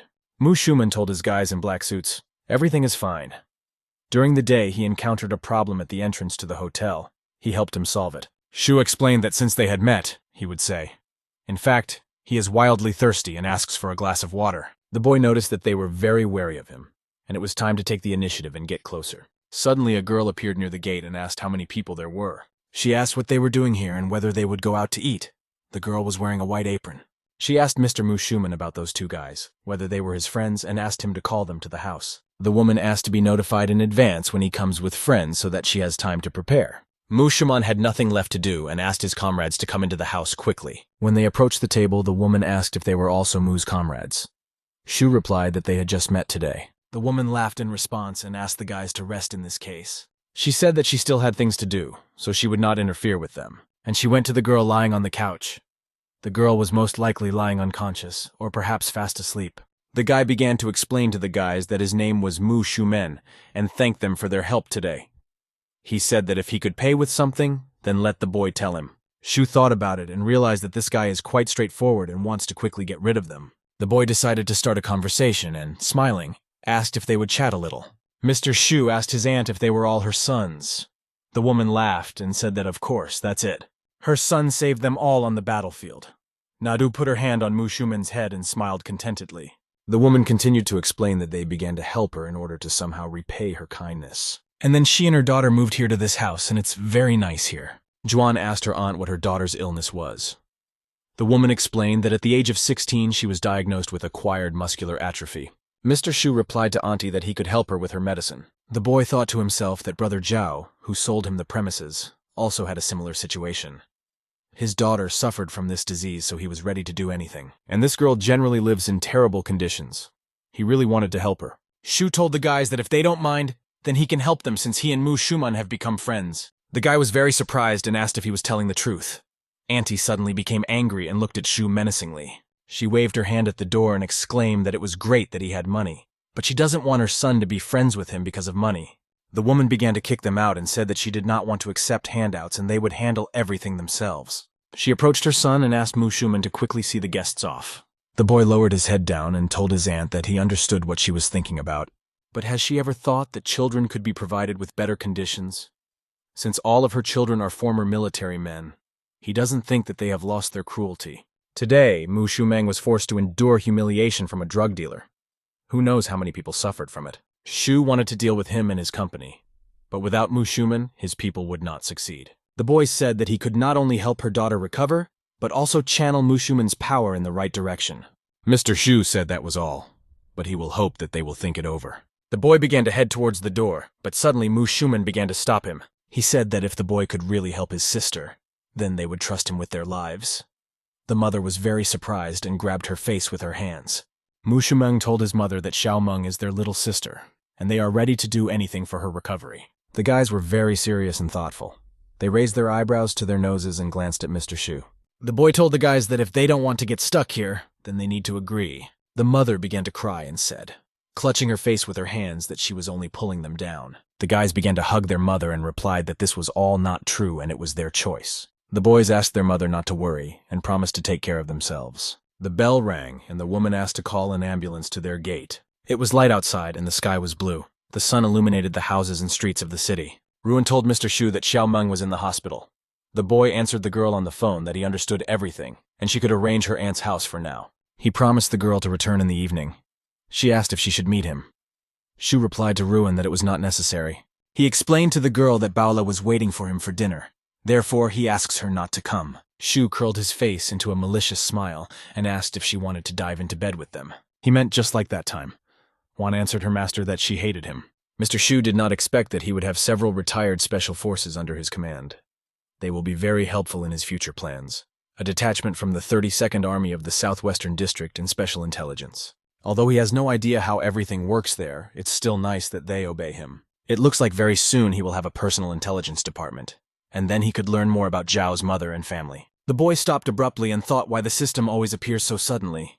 The system detected the user forming a group and the market function was opened. Shu thought that the system previously only had a comprehensive performance enhancement function, but now there are finally new features. Apart from reconnaissance, Mu Shumen and his comrades are unlikely to be capable of anything more, so the drugs will be very useful to them. But it is too early to make decisions on this matter. One bottle of the drug costs hundreds of points, and it's good that he accumulated them. But this cheating system always takes away his points, so that it will not be easy to save them. Mu Shumeng said that it was said that Xiao Meng had started undergoing treatment. He immediately thanked the boy for this, but he was smart and asked what he needed from them. Shu asked in response what it was, and wasn't he going to follow him, or had he changed his mind? The guy explained that he is responsible for his guys. Shu told Mu Shumeng that he would explain all the details to him tomorrow, but in the meantime they asked him to take care of his sister. Tomorrow he asked him to quit his job and then come and he would tell him everything. The boy asked him not to worry, and he was not asking for anything supernatural. He assured the guy that they could make good money. The mother was looking out the window at that time and she was very alarmed. It was clear that the woman was worried about her sons. In front of us stands the beautiful, spacious house of Xu Zhenyang and Cheng Bao. The girl was sitting at a table with a variety of dishes on it and was thinking about something. She heard the door and glanced towards the boy. Xu Zhenyang appeared in front of her. When the boy opened the door, he asked his sister if she was waiting for him for dinner. The girl exclaimed that no one was waiting for him, and he just returned. Baola asked her brother if he had lunch with that busty woman. Xu asked in response which other busty one. She has a name and has jealousy really overcome the girl? Baola said that she was not his girlfriend, and why should she be jealous? In addition, he definitely hired such an assistant for a reason. Suddenly the girl clung to Xu. She blushed and looked the boy in the eyes. Xu was very surprised and also looked back into the girl's eyes. Baola closed her eyes and began to approach the boy. The blush did not leave her face. She clung to his lips, and this was quite unexpected for the boy. After that, she got up and left, heading towards the exit. She clenched her fists and began to run away. The girl exclaimed, blushing even more, that it was time for her to sleep and went to her room. Xu remained sitting at the table and touched his fingers to his lips, thinking about something. The boy decided that they cemented the relationship. Does this mean she can now be legitimately jealous? Baola started screaming and asked who needed him anyway. She doesn't even think about it. The next morning came and it was very sunny and bright. In front of us is the Eagle Scout base. The guys came fully equipped to Mr. Shu. Juan told the boy that the Eagle team had been assembled and they were listening to his instructions. Shu explained to the guys that from today they officially become scouts. Their first mission is to scout out the situation in the Lin and Zhao family. They can make a list of what they will need and then give it to his assistant. They must remember that they must have the best equipment. Shu said that their salary would be 5 fen. He would give bonuses on holidays, and they would have 4 days off a month. The guys were very surprised that there were so many days off, but the boy replied that that was enough. There is 1 yuan here, and they can buy Auntie a home. They will be able to live with her and take care of her. Mu Shumeng thanked Mr. Shu. He bowed his head to the boy as a sign of gratitude. Ruin approached Mr. Shu and told him that Qi Yunfei had just arrived. The boy began to approach the door to go out to the guy. Qi Yunfei, swollen from blows, appeared in front of him and asked whether his master was looking for him. The guys were very surprised when they saw a guy in front of them, swollen from the blows. Juan turned to the side and began to laugh, but she could not contain her emotions. Shu said that yesterday he was so majestic and asked what happened today. Was it really his boss who beat him up? The guy began to explain that he was simply talking with martial arts masters. Shu asked him to tell him more about it. He was very interested in what really happened. Qi Yunfei began to say that the martial arts circle in Sante covers many types of martial arts. There are several traditional types in the world, and each type has certain thresholds. Having crossed the threshold of which you become unusually strong, the guy, looking sad and thoughtful, continued to talk. Their true strength remains a mystery to them, so they were not prepared. Shu approached the guy and hugged him by the shoulder and asked if he had ever heard of a girl named Liu Huilan. Qi Yunfei replied, "No, but perhaps someone around him knows about her." Shu thought that Liu Huilan was his mother's old name, but now perhaps she has taken a new one. Based on her skills, she should be associated with the martial arts club. Shu asked to greet his new comrades, and then they would deal with his offenders. The guy replied that the members of the martial arts circle rely only on strength. Shu asked Chi Yunfei not to worry because he was not going to create problems. But if they have completely lost fear, then they need to be taught a lesson. In front of us is the martial arts hall again. They explained to Shu that there had previously been monthly martial arts meetings held in Santai, but everything was rather chaotic. They don't know how much has changed, but recently even small families have begun to attend these kinds of events. He was beaten by a representative of the Sun family. The family is not the most influential, but it has weight. Chi Yunfei told Mr. Shu that he shouldn't go there personally and asked if someone else could be sent. But the boy asked what he was talking about. After all, he came for news, not to wave his arms. Chi Yunfei replied that he understood him. The boy thought to himself that even if he wanted to declare war on the Sun family, he would not stand aside and even let the master's finger touch him. He imagined himself very angry, wondering if they had harmed the master. Yes, as soon as you had enough courage. Chi Yunfei decided to better warn his people. Meanwhile, Shu was already entering the gym where the guys were training. All that could be heard were exclamations from those performing the techniques. The fighters tried their best. Mr. Shu said that they are really capable. Then why do they bend under Niu Chunsheng? The guy explained that in fact there was a very close alliance between them. Shu replied that he thinks large families do not want to show their power, so they hide behind others. Cover will not interfere with them in any way. Chi Yunfei began to tell Mr. Shu about those young people. The boy asked if they did this to him. Chi Yunfei replied that yes, the guy's surname is Sun, and strength is assessed by the realm of potential. Shu inquired about the realm of potential and asked what their rank was. Chi Yunfei began to explain that the realm of potential is the lowest realm, but even there are divisions. This healthy guy is a beginner. This guy who folded his hands in front of him with a black mustache on his face, he is experienced. A boy sitting in a lotus position with his eyes closed who seems to be holding something in his hands is a small kingdom. Another guy who was sitting in the lotus position with a huge ball of glowing blue color is the highest realm. Chi Yunfei said that although he is not a martial arts master, if he tries on their realm for himself, he is at the very bottom of his potential. It's his own fault, and he shouldn't have interfered yesterday where he wasn't asked to. Shu asked the guy not to worry. He walked up to Mr. Sun. The guy looked at him and said that they were looking for him. One of the guys who was sitting on the floor resting asked if Chi Yunfei was not there in front of them. Did he really bring his friend with him?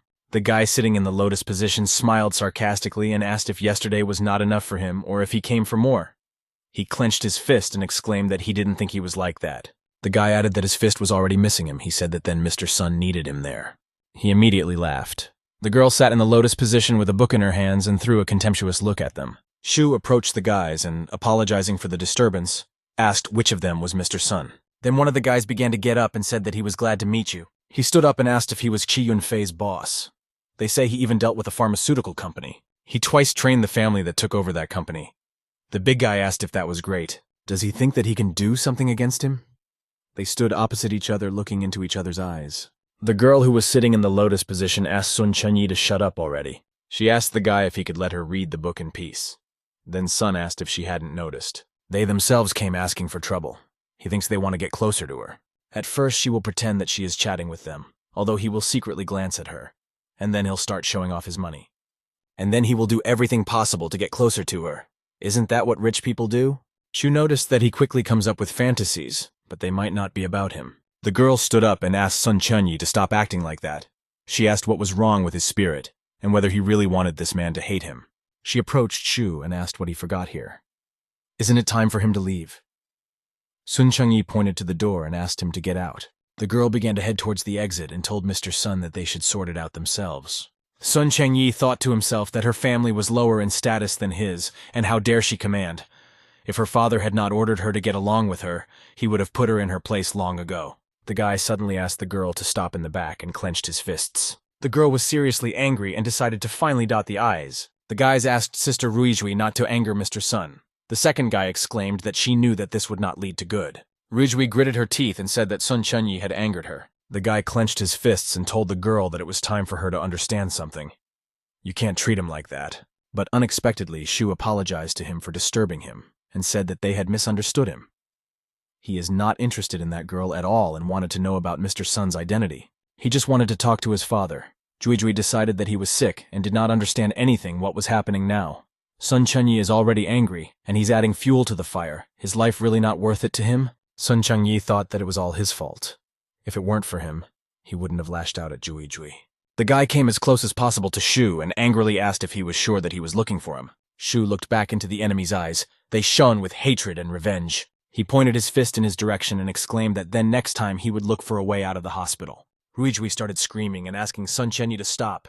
Chi Yunfei also asked Mr. Shu.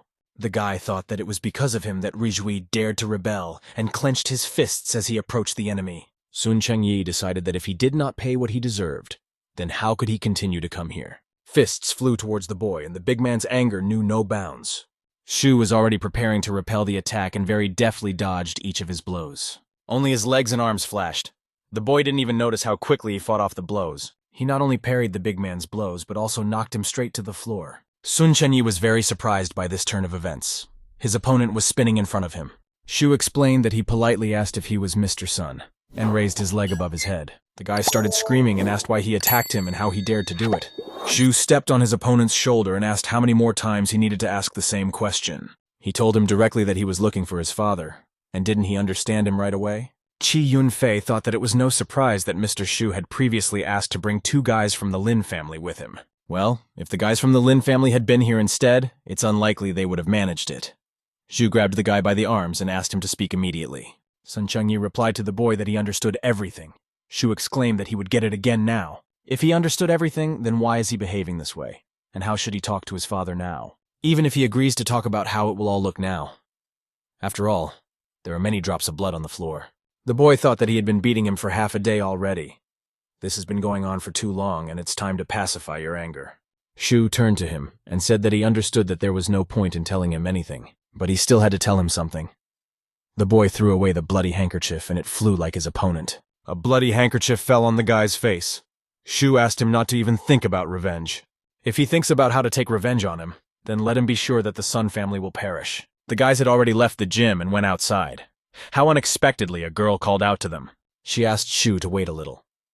The boy turned in her direction and asked what she needed. Ruijui began to explain that he had just beaten Sun Chenyi.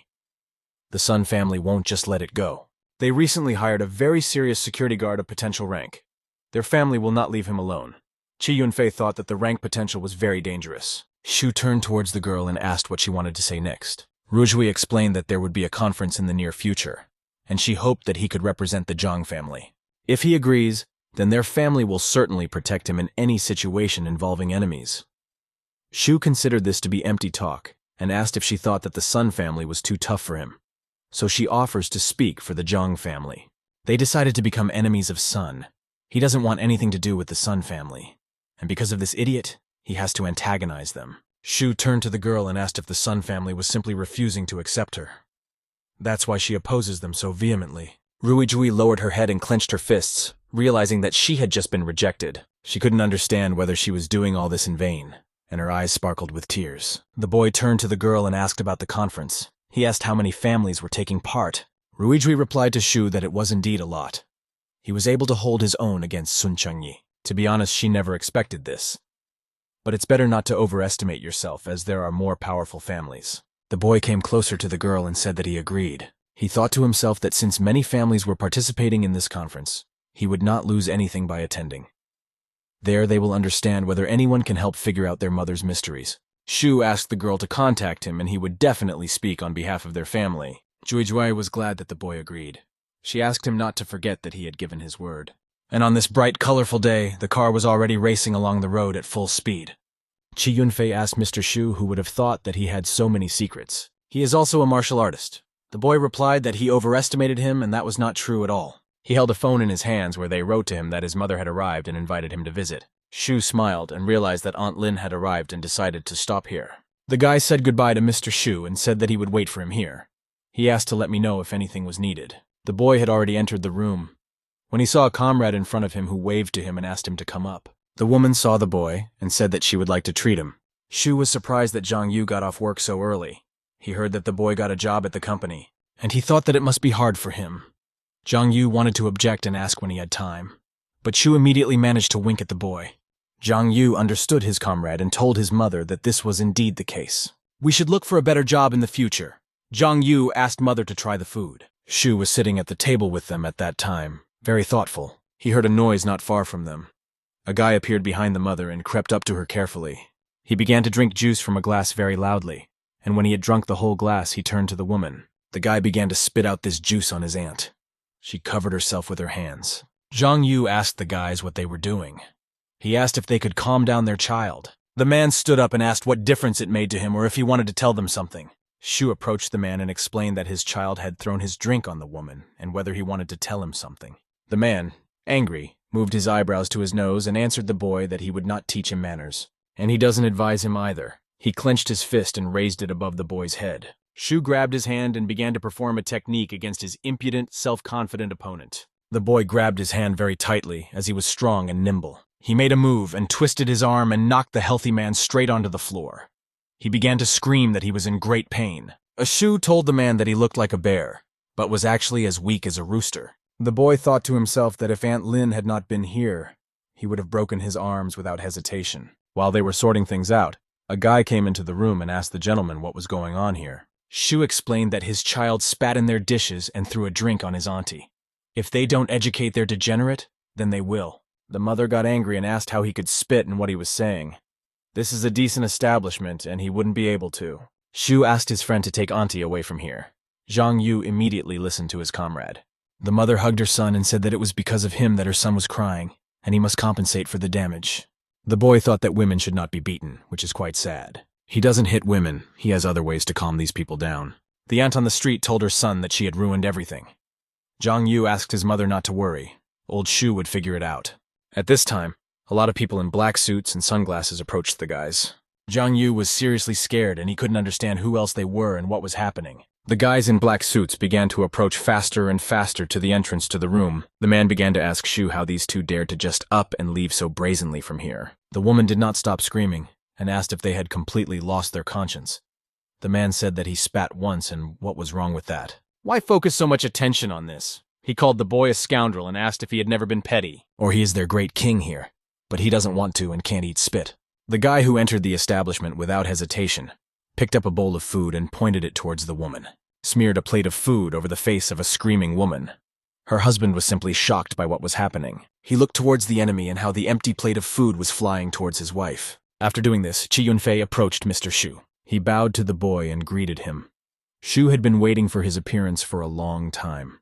The man was simply shocked and thought that Chi Yunfei had sided with this guy. Is he really the son of some bigwig? A guy in black began to approach Mr. Shu and apologize. The guy from the establishment explained that this was all due to their negligence.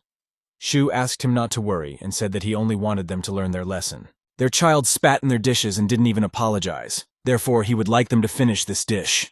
The man and woman sadly answered this boy that they would do it. They began to chew the dishes and say that they really made a mistake and should not do this. When the boy went outside, they asked him what it was. Shu told Aunt Lin that she had nothing to worry about. He explained to the woman that good men had come to his aid. That's what he called his comrades. He added, smiling happily, that they helped him figure everything out, and that was very cool. The woman lowered her head and said that then she was calm. Zhang Yu turned to old Shu and said that he wanted to show him something. When the boy's gaze fell on the phone, he changed sharply and asked how this was possible. In front of us is Che Jihao's company. There were many Tianyu cars parked near her. The guy was sitting on the sofa and talking about how the Chinese automobile plant was going to move to Santai and buy out his entire business. The guy asked if he would tell Mr. Shu about this. The company not only lured his workers, but also cut off access to fuel. They suppress it in every way. The man grabbed his head with his hands and replied that he thought then Mr. Shu would consider that his abilities were not enough to run this business, and he was scared. Before the men had time to finish speaking, a boy appeared on the threshold and asked why they thought so. The Tianyu company was founded quite recently. The technical level and foundation have not yet been fully strengthened. Is it his fault that a more powerful company wants to absorb him? The guy explained to Mr. Shu that he was very worried, although he said that he would not blame him for anything. Shu went to the guys and asked if they needed his help. He sat down on the sofa and asked how things were going with them. The boy asked me to tell him everything. The man began to explain that a representative from a company from a southern Chinese plant was planning to hold negotiations with them and they would take place very soon. Shu realized that they did not have the technology to develop engines. He heard that another plant had taken over all their technicians. The man, lowering his head, replied that it was so. He initially planned to rely on them to solve the problem of engine shortages at car dealers, but the South Chinese plant cut off their oxygen. Shu asked what they intended to do next. Che Jihao intends to promote his cars in Santana, but this is contrary to the interests of the South China plant. Well, he doesn't plan to give in to them either. The guy told Mr. Shu that he had previously shelled out his money to develop the business, and they plan to take some from there. Once they find a new engine manufacturer partner, they can get back on their feet. Shu asked if they didn't have enough time for this. The man told Mr. Shu that the secretary had just called and said that a representative from the factory had arrived. The boy replied that they should come in because he wanted to talk to them. A man appeared in the room and greeted them in English. There was a girl standing behind him.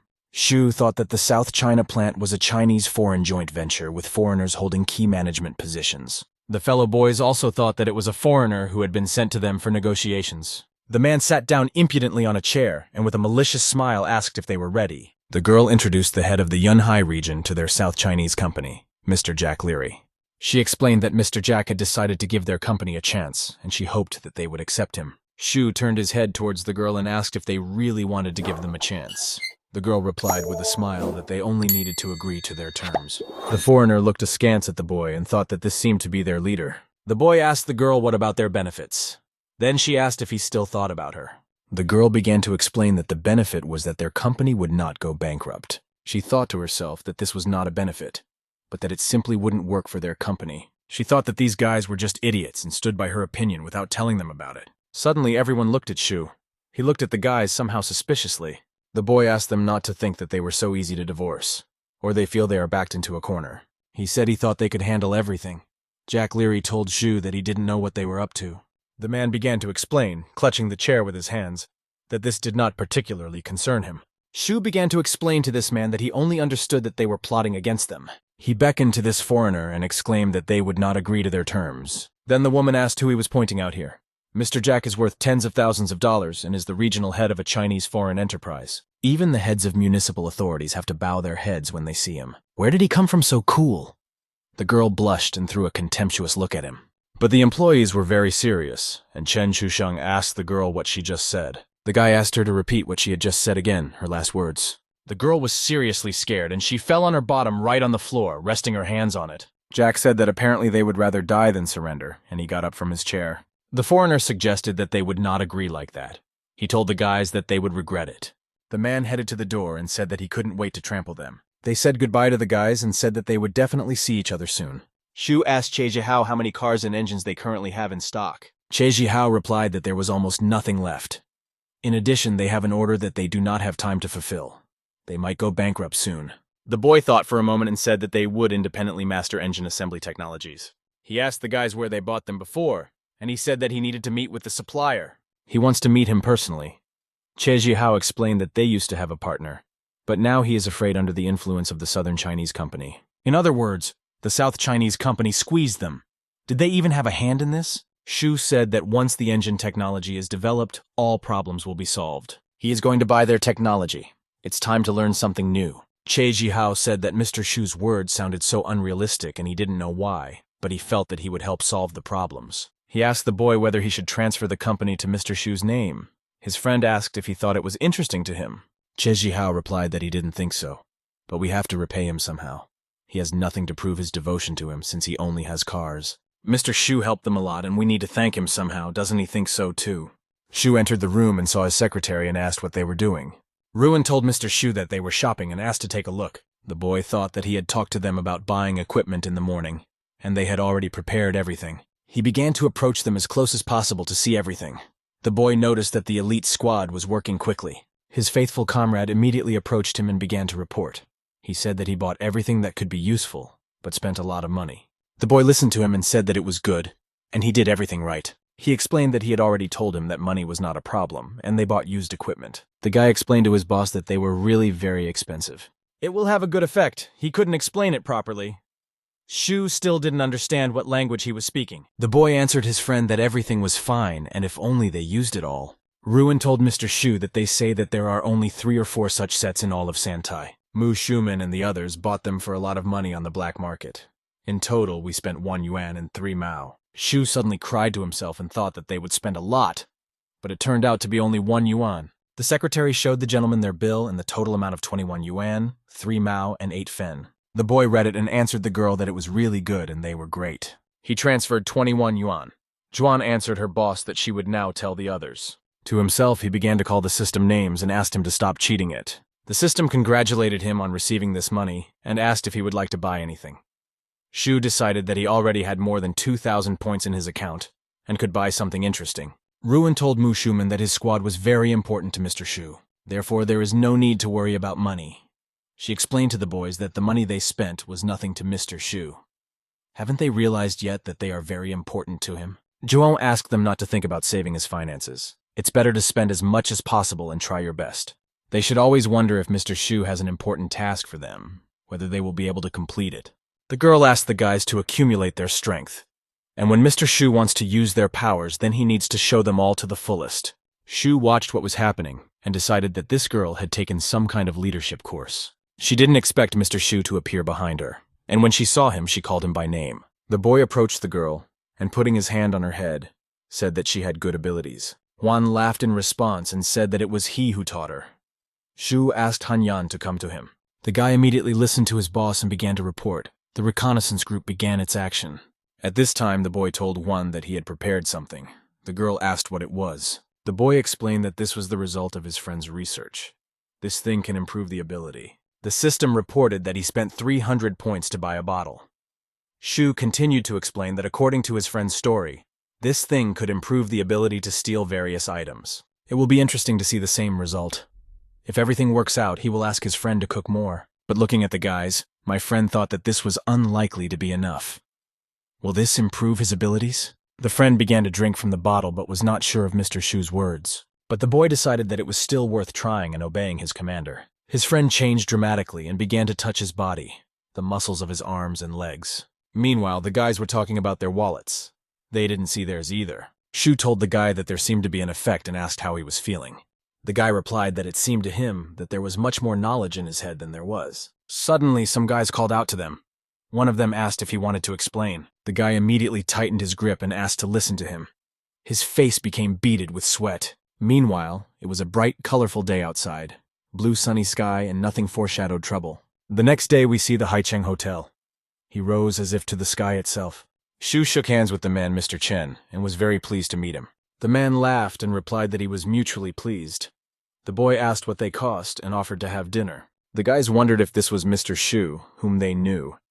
Yesterday he kicked out a representative from a South China factory, but today he's so friendly. Shu told Mr. Chen that he would not beat around the bush. He wants to buy their engine production technology and is asked to set a price. Chen replied to Mr. Shu that he also wanted Qianyu Automobile Company to continue operating. It's actually very simple. You just need to accept the offer to take over their company. Isn't this decided yet? Suddenly the sum of 3,000 sounded. The boy explained that it was only a matter of time before they found a suitable engine manufacturer. He has enough money in his hands. Shu said that he just didn't bother looking. After all, they didn't have much time. Chen exclaimed that, unfortunately, this cannot buy him. The boy offered 4,000. But the man exclaimed that it was all to no avail. Do they really think he never saw the money? He asks to better accept the offer of the South China plant. Otherwise, despite the fact that this amount is twice as high as what the factory offered him, he won't be able to buy it so easily. Before he had time to finish speaking, the boy told him that the price of the engine production technology was the same level as that of their company. This price is 2,500 yuan. The price he pays is enough to show his sincerity and whether he speaks correctly. Chen replied to Mr. Shu that they are their partners, so that's what he thinks. Shu told Mr. Chen that he was very sorry. After all, they could make a fortune. Chen asked if they would add more, and he thought to himself why he didn't add another 2,000. He would then agree. The boy told his comrades Che Jihao and Chen Chusheng that they were leaving. They headed towards the exit together. The guys said that everything turned out as they thought and refused. It will not be easy for them to cooperate. Shu, when they went outside, raised his hands up and told his guys that since they had saved, maybe they could invest the money in something. Over the past few days, they have been making inquiries about the heads of other engine manufacturers. You need to contact them. If possible, they will immediately begin work in the engine production workshop and launch the conveyor.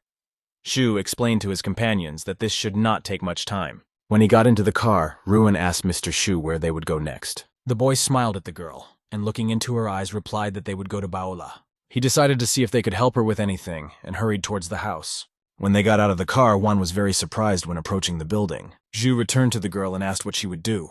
Juan replied that she would only eat salad. The boy was very surprised and said that not only dietary dishes are prepared here. Baola's menu combines Eastern and Western dishes. He began to explain this to his secretary, after which he said that she would now find out everything herself. He himself doesn't fully understand. Before they had time to enter the room, a pink car parked behind them. A small, angry dog came out of it. Two girls got out of the car behind this dog. We said hello, and said that Yo-Yo and I had decided to check out the Bay City Park. The girls greeted the guys. Ruin said that she understands that these are very influential local culinary internet celebrities and they have many fans. One of the girls said that if they planted a healthy food restaurant, it would open in 2 days. They decided to invite them to evaluate the establishment. Joan noticed that they were broadcasting about local restaurants, therefore very significant for restaurants. They include short videos with ratings. That's how these girls work. The advertising effect of internet celebrity support is not comparable to the effect of advertising leaflets. The snow-white dog cast an angry glance towards the girl who was standing next to her pregnant mother. She rushed to the child and the girl was very scared. She exclaimed in fear. The mother pressed her daughter to her chest and the dog began to circle around them faster and bark angrily in their direction. The mother did not stop chasing this dog away and asked who it might be. The dog ran as close as possible to the girl and began to grab her leg with its teeth. She actually bit the girl. The daughter asked her mother to help her and cried bitter tears. She told her mother that she was very sick and did not stop wailing. Shu and Ruan look at her side. The mother grabbed the dog by the head and began to pull it away from her daughter, who fell to the ground. The dog did not leave the girl's leg and continued to bite her. The mother still couldn't get the dog away from her daughter. Suddenly, the dog's owner approached her and began to very rudely ask her to take her hands off her dog. The girl grabbed the girl's mother by the shoulder and began to pull her away from this evil dog. The woman took her dog in her arms and asked her not to be afraid, reassuring her that her mother was nearby. The woman calmed her daughter and asked why the dog was without a leash. She bit her daughter. Does she understand it? The woman started screaming, so what? After all, her daughter was the one who started it. Or it's not so. How could her girl bite her daughter? This evil woman did not stop. Suddenly, Shu approached them and raised his hand above the woman's head. He got very angry and pushed the dog's owner as far away from this family as possible. Yan Yan walked up and asked who else he was and what he wanted from them. Does he really not know who she is? Shu replied to the girl that he was minding his own business and asked what was wrong with that. An internet celebrity attacking a pregnant woman, isn't that a great sensation? The dog continued to bark and ran towards the boy. The dog's owner asked her to return. The dog was very angry and was already running up to Mr. Shu. He was already waiting for her approach. When the evil dog was nearby and began to attack him, he grabbed it by the throat. The boy exclaimed that he did not like to hurt dogs, but it was a dog that bit a man. And when a dog bites a person, it needs to be put down. Moreover, she just harmed a child. Therefore, you immediately need to get rid of this dog so that it does not do the same to another child. Juan watched what was happening, and the girl's mother took pity on her and reassured her daughter. 2 angry women sat on the ground and looked at the strangled dog. Shu turned in their direction and advised them to apologize. He asked them to give the woman 2 fen and apologize. Otherwise, if they don't do it, they will regret their decision. One of the girls exclaimed that there were no problems with money, but she had no intention of apologizing. She began to take money out of her pocket and hold it out towards the woman, but the boy stopped in front of her. He said that she seemed to understand the consequences of her actions. The dog was sick. He was trying to reach these shameless girls. Shu asked Ruin to take the mother and daughter to get vaccinated, and the girl immediately agreed. While the girl took the woman and her daughter to the hospital, the boy remained to deal further with these scoundrels. He came closer to the girls and asked them to continue their conversation. Then one of them asked if they hadn't just decided everything. She asked what he needed. Meanwhile, Viola ran from her restaurant and asked what was wrong and what happened. She ran up to the boy and asked what had just happened. The girl he was just talking to asked if she knew him. Viola replied that this was the owner of their restaurant. The girl explained that her boss had just killed her dog. The second asked what was wrong with them and who would have thought that the owner of the restaurant would stoop to such a level. Do they still want them to leave their review? Let them not even dream about it. It's better to eat all sorts of rubbish than to leave a review for them. As the car drove away, the girl continued to say that she wouldn't leave it like that. When they entered her restaurant, Viola took a breath and looked at the boy. She asked Shu what happened just now and looked straight into his eyes. Viola became nervous and angry with the boy. She blushed and rushed towards him. The girl exclaimed that these 2 women were very famous locally. She specially invited them here. If I had known earlier, I wouldn't have even let them come close. The girl asked why he let them go and said that they should have called the police. Shu replied that he didn't think their popularity would remain the same. He doesn't want to make a fuss himself. The girl began to run up to him and threw a can of water at him. She exclaimed, "He only thinks about games," and sighed heavily. Viola asked what she should do now. She can no longer find internet celebrities. Perhaps it's not too late to make flyers. Shu approached her and asked why she should go down like that. Besides, doesn't she still have good friends? The girl asked what internet celebrities he was talking about and who was he. Shu replied to Viola that her pot was not boiling at all. Tang Ying is the queen of clothes in Santai, a frequent guest on the covers of fashion magazines. If she invites her, then those 2 won't even be able to mention her. If she alone is not enough, then she can also invite her former boss. The face of the sports club will look great in their healthy food restaurant. In addition, those two work on the Kwaido platform, which in turn is considered a competitor to the Duga company owned by Chen Chusheng. Chen Chusheng will also be able to help and send several celebrities here from his platform. Even if you can't recruit the coolest ones, they have top 2 and top 3. The girl replied that they would find people, but she just needed to think about it. Shu decided that this was the first time she was entering serious business. She has too little experience. But if you look into the future, all is not lost, and she can handle this business. Baola said that she couldn't think of anything at all and considered herself stupid. The boy replied that it was so, and that he needed to be a little more confident in himself. And she immediately hit him with her fist for saying such words. And now several days have passed since the opening of the restaurant. Many people were sitting indoors enjoying the food. One of the women exclaimed that it was very tasty. This is simply incredibly delicious. The second one grabbed her head with her hand and said that the dishes were low fat and had few calories. She can eat as much as she wants. Today is the first day of the official opening of the restaurant. She wondered if those two would come. She thought about it, but decided that it was too early to worry. Shu will be able to help her. At this time, many more visitors entered their restaurant, and then 2 girls came with a phone in their hands. They exclaimed that they were going to a new restaurant. The atmosphere here is very good, and they want to look at the dishes. The girls with the camera approached the table on which there were various goodies. One of them said that it smelled very tasty and she thought it tasted good too. They decided to try these dishes. The look of one of the girls suddenly changed and her eyes sparkled with some unusual color. The girl said that there was definitely something familiar here and it looked better than it tasted. How familiar this all is. She said that the duck was too fatty and began to wipe her mouth. The second girl asked to try this dish and reached for it. She began to chew and, closing her eyes, said that there were too many additives. She said that there are a lot of additives even in the salad. She is generally silent about the duck. And the same goes for other dishes. They didn't stop saying stupid things about the restaurant's food. Baola realized that these girls were doing this on purpose and became very angry. All the ingredients here are fresh. What is wrong with these girls? She clenched her fists in thought. Suddenly, one of the girls exclaimed as she pulled something out of the plate. She noticed the hair and said that there was a lot of hair in this food and it was just disgusting. She could no longer wait for her fee that she was given for advertising. She played simply wonderful. The second girl also tilted her head down and looked at the plate in horror. But something happened to her and her look changed. After which she closed her eyes and began to fly down. Yang Yang fell straight to the floor of the restaurant, turning over her camera and flying across the floor. The girl asked her how she was feeling. Yang Yang replied that her stomach hurt. There seemed to be something in the food. Baola did not stop watching what was happening and clenching her fists even more tightly. The next day came. Appraiser Yang Yang was poisoned at a health food restaurant. According to the news, they said that it would really end up in hospitalization. In front of us is the main office of Kwaido. The girls approached the man who was sitting at the head of the office. He asked who would have thought that they would find someone who would give them a certificate of food poisoning. They've been making headlines over the past few days. The popularity of their platform is growing. He will call the lawyer, and he will contact them later. They must win this case. Sitting in front of them was Kwaido's short video director, Ma Ji.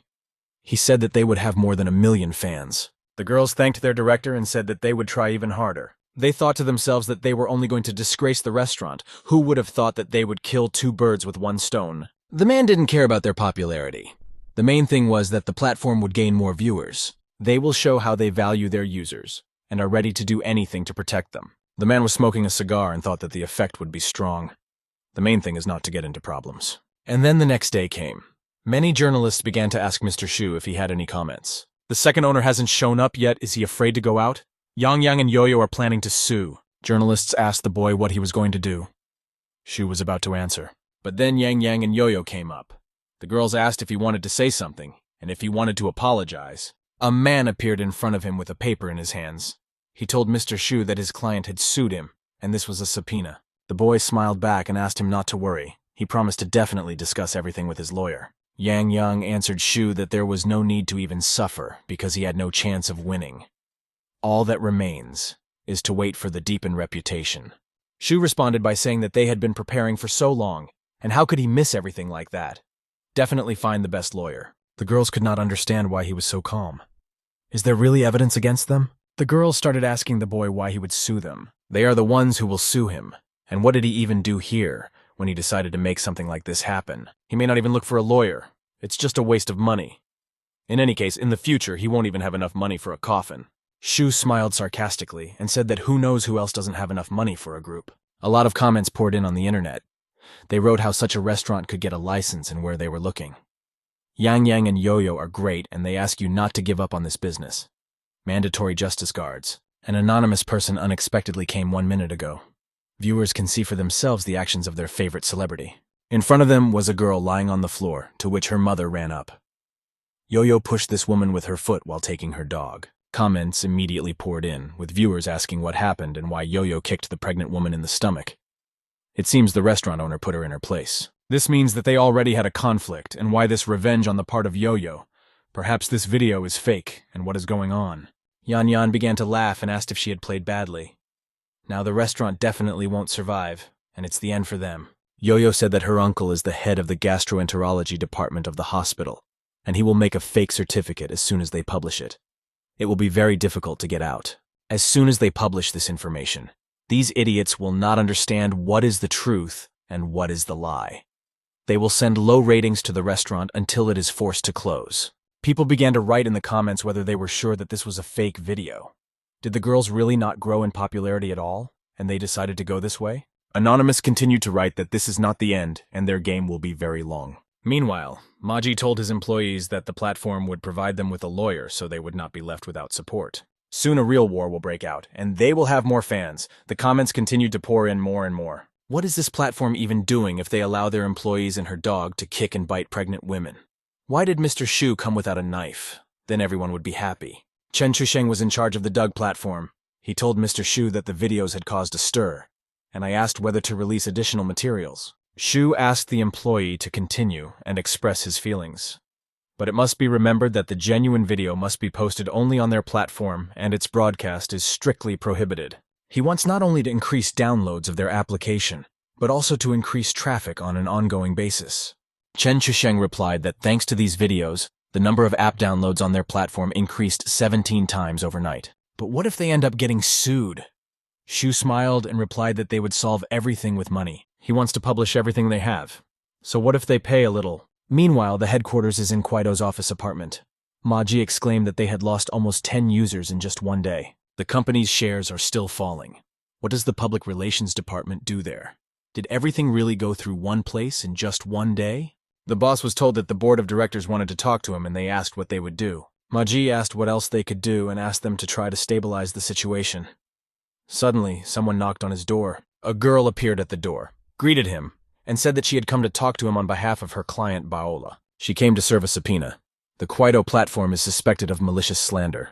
Miss Baola has filed a lawsuit against their company and she asks to come to court on the above date. Maji asked the girl to wait and asked what it had to do with it because those celebrities tried. The man turned to the girl and said that he wanted to meet with their client and ask for a private settlement. But the girl replied that Baola had already expressed her decision and she did not agree to peaceful reconciliation. In addition, everyone who took part in this evil business will also answer to the fullest extent for this. Meanwhile, the bright sun was shining outside, and the girl's problems were just beginning. They looked at the news on their phones and talked about how he actually filmed them. Now they too must answer. Yang Yang attacked Yo-Yo and asked her why she didn't notice the camera. She began to blame this girl for everything. Yo-Yo asked why she blames her. If it weren't for her dead dog, nothing would have happened. The girls began to fight and turn over on the floor, beating each other and clinging to each other's hair. Yang Yang asked her friend how dare she pounce on her and pull her hair. She also grabbed her hair and they continued to fight. A man wearing glasses appeared on the threshold. He calmly greeted the girls and explained that he was Madame Baola's lawyer. He brought a notice saying that they had damaged the reputation of his clinic. The man handed the girls a subpoena and the document flew straight towards them. The girls were suspected of tampering with evidence. The evidence is not true, and China's tax authorities are currently imposing fines on companies and personnel. They can find the content below. The company must pay Miss Baol 3 yuan. Yan Yan should be sentenced to 11 months in prison, and Yo-Yo to 18. They must also pay damages. Baola went out into the street and raised her hands up and exclaimed, smiling, that everything had finally been resolved. A voice was heard behind her, and Zhuan asked what about the food and where their waiter was. Then she was asked if she was talking about Mr. Xue. The girls understood. It seems he is watching the show. Xu actually watched the winning news.